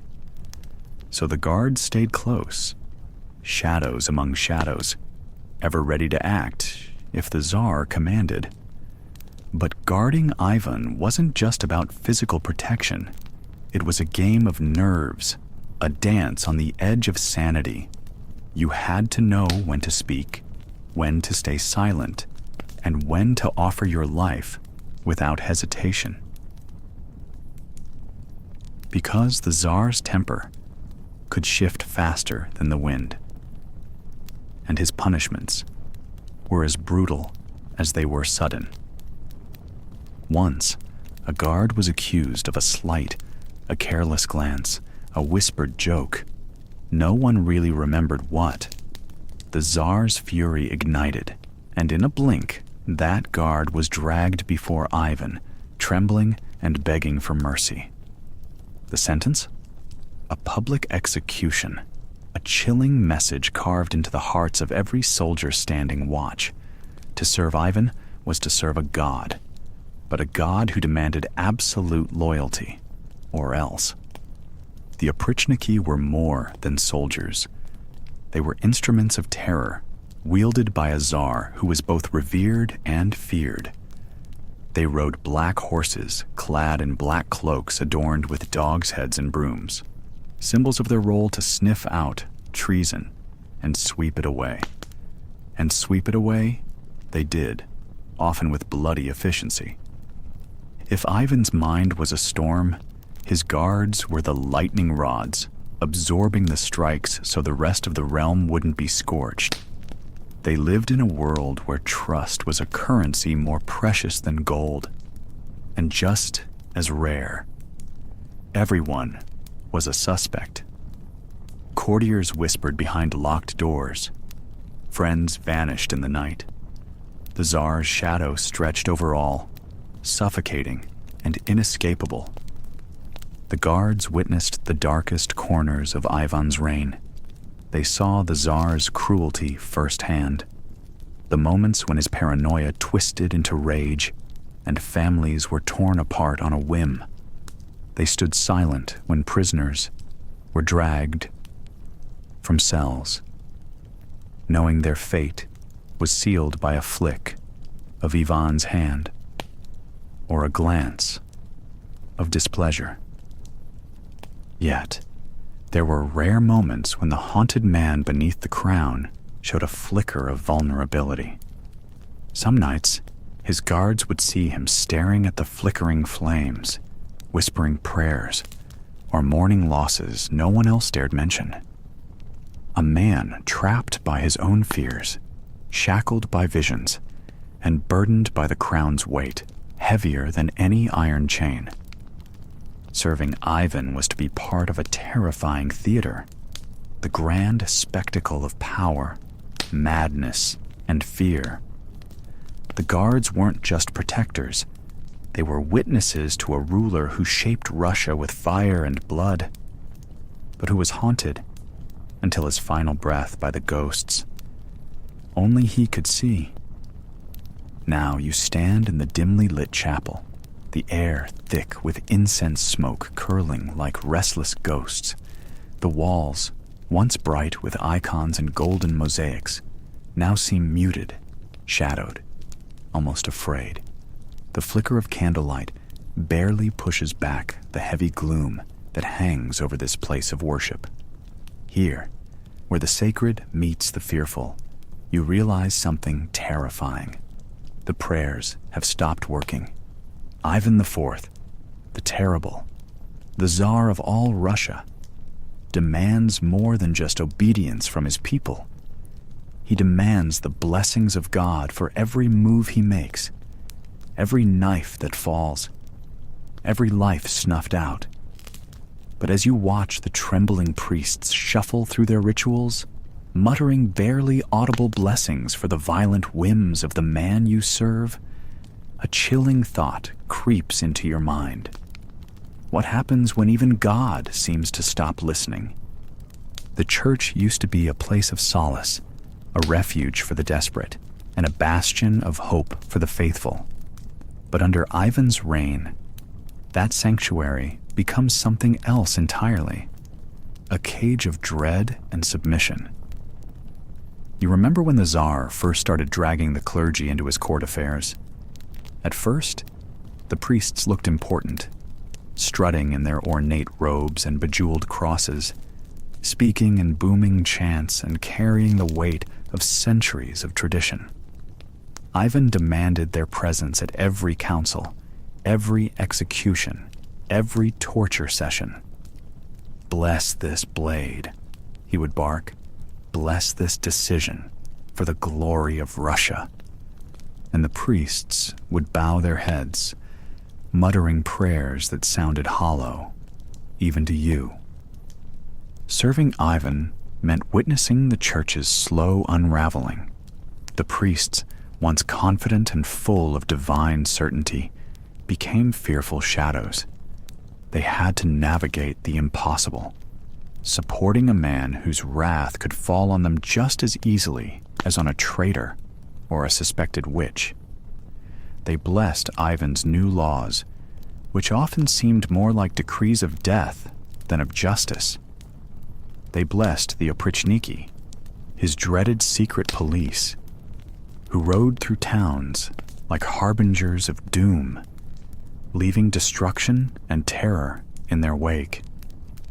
Blessings turned into pleas, and prayers became whispers of desperation. And the people noticed. They whispered that the church was no longer the voice of God, but the voice of Ivan's terror. Mothers stopped bringing their children to be baptized, fearing the holy water could not protect them. Villagers ceased lighting candles in the hope of miracles.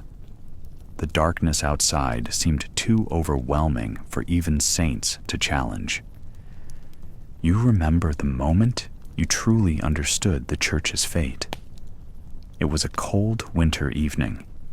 You were forced to stand guard during an execution, a favorite pastime of the Tsar when he was in a foul mood. The condemned was a nobleman accused of treason, but you suspected it was just a whim of Ivan's paranoia. Before the execution, the priests came forward, faces pale and eyes haunted. They chanted prayers, trembling as they did, but the words felt empty. The nobleman, stoic and defiant, spat in Ivan's direction just before the axe fell. Even the priests flinched. And then, the silence that followed was deafening. No thunderous voice from heaven, no miraculous light, no angel descending to punish the Tsar's cruelty. Just the cold, bitter wind carrying the nobleman's blood into the frozen earth.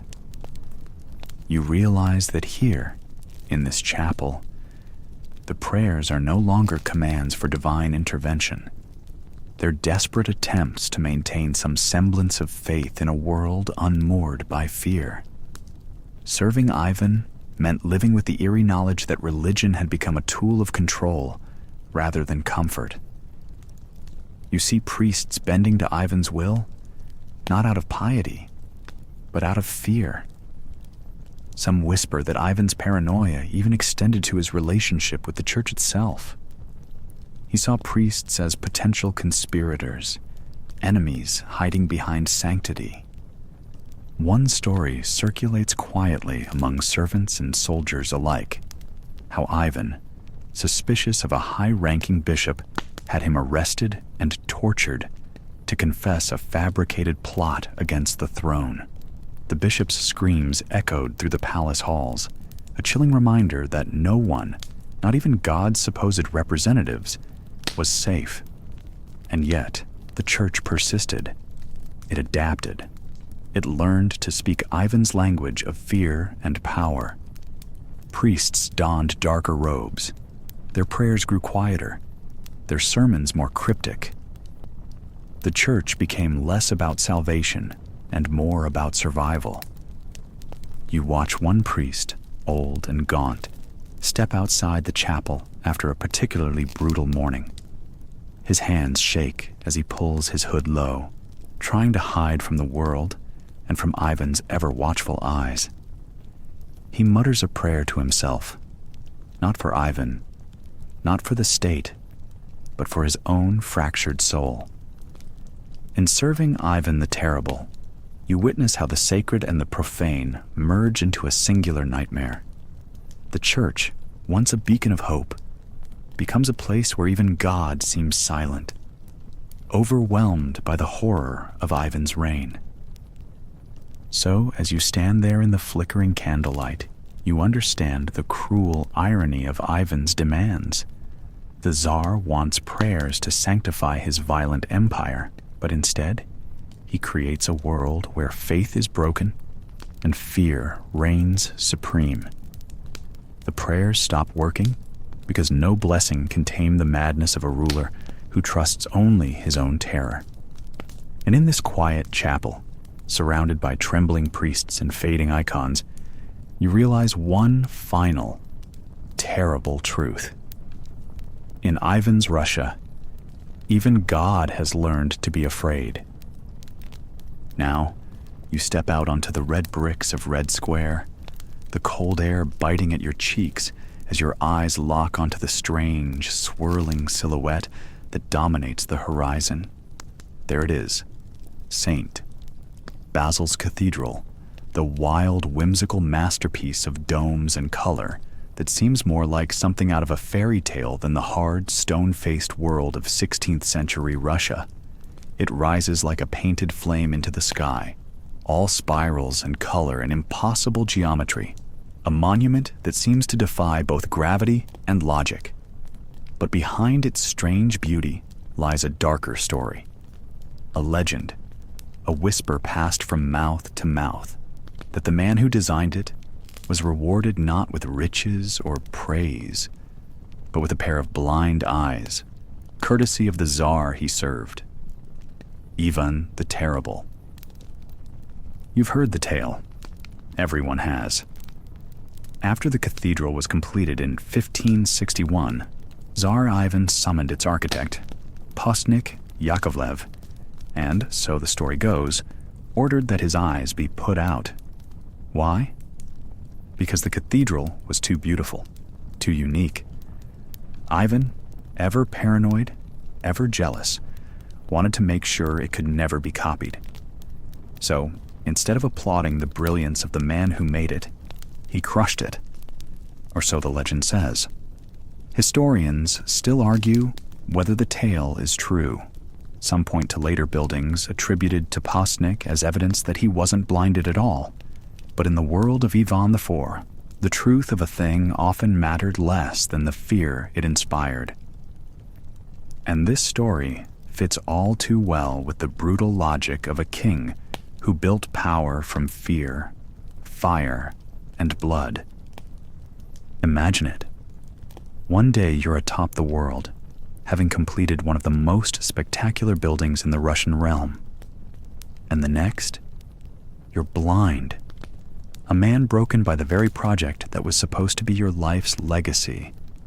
There's a cruel symmetry to it. An architect who shapes the world with vision, only to have his own vision stolen away. Whether it happened or not, the legend reflects the truth of life under Ivan. No triumph came without danger. No talent was safe from suspicion. And no closeness to power guaranteed anything but more risk. St. Basil's wasn't just a church. It was a statement, a symbol. Ivan didn't commission it because he liked pretty things. He built it to declare victory, specifically his triumph over the Kazan Khanate. It was meant to mark the subjugation of enemies, the spreading of the Orthodox faith, and the unshakable will of the Tsar. Every dome, every brick, every outlandish swirl of color screamed power. And underneath it all, a warning.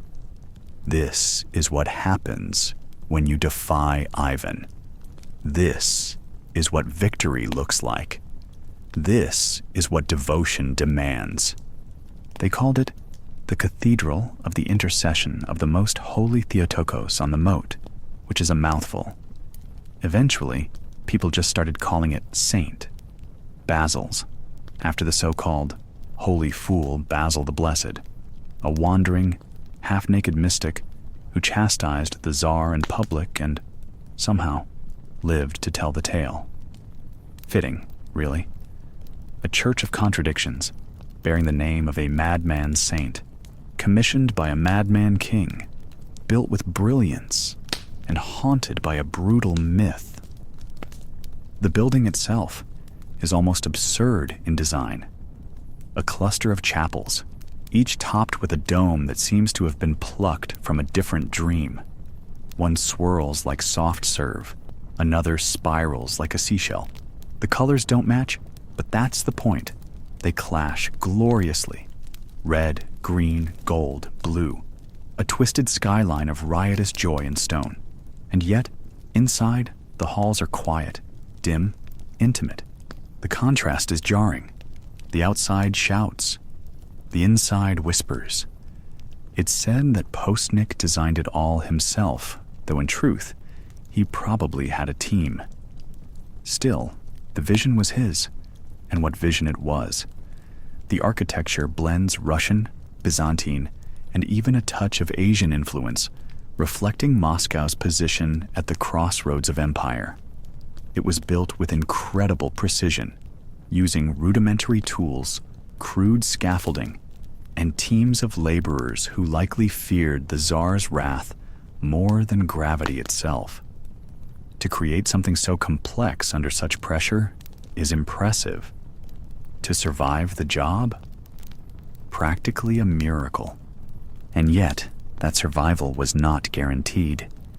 In Ivan's court, talent was no shield. The smarter you were, the more useful you became, and the more dangerous you were seen to be. Ivan's reign was marked by brilliant men rising fast and falling faster. The oprichniki, his black-clad enforcers, made sure of that. So why should an architect be any different? If Postnik's story ended in darkness, it wouldn't have been out of place. Just another cautionary tale in a kingdom where glory came with a blade to the back. Today, tourists marvel at the cathedral.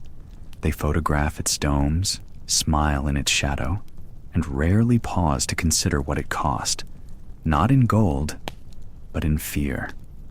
The building stands not just as a wonder of design, but as a relic of tyranny. A place where genius and cruelty collided. And whether or not Postnik was blinded, the very fact that such a story feels believable says everything you need to know about serving Ivan. Now picture yourself inside the cathedral. You've stepped through the heavy doors and left the madness of the outside behind. The air smells of stone and incense. The walls close in, painted with faded icons, saints staring down at you with solemn eyes. The floor creaks underfoot. Somewhere deeper in, a single candle flickers. It's quiet, eerily so, as if the building knows the secret it's keeping, as if the stone itself remembers the fear, the pride, the betrayal.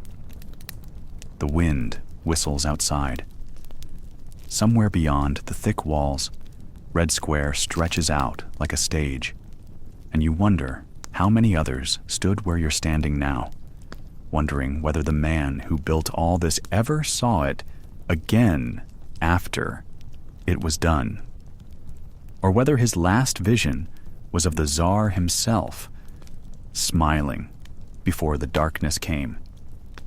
That's what it meant to serve Ivan, to create something beautiful and live in fear it was too beautiful, to survive by staying small, unnoticed, unremarkable, or risk becoming legend. Thanks for listening. If you're already asleep, great. We've successfully lulled you to sleep, and if you're still awake, well, that's impressive. If you genuinely enjoy these boring stories about history, feel free to subscribe to our channel whenever you're in the mood. Sleep well, and good night.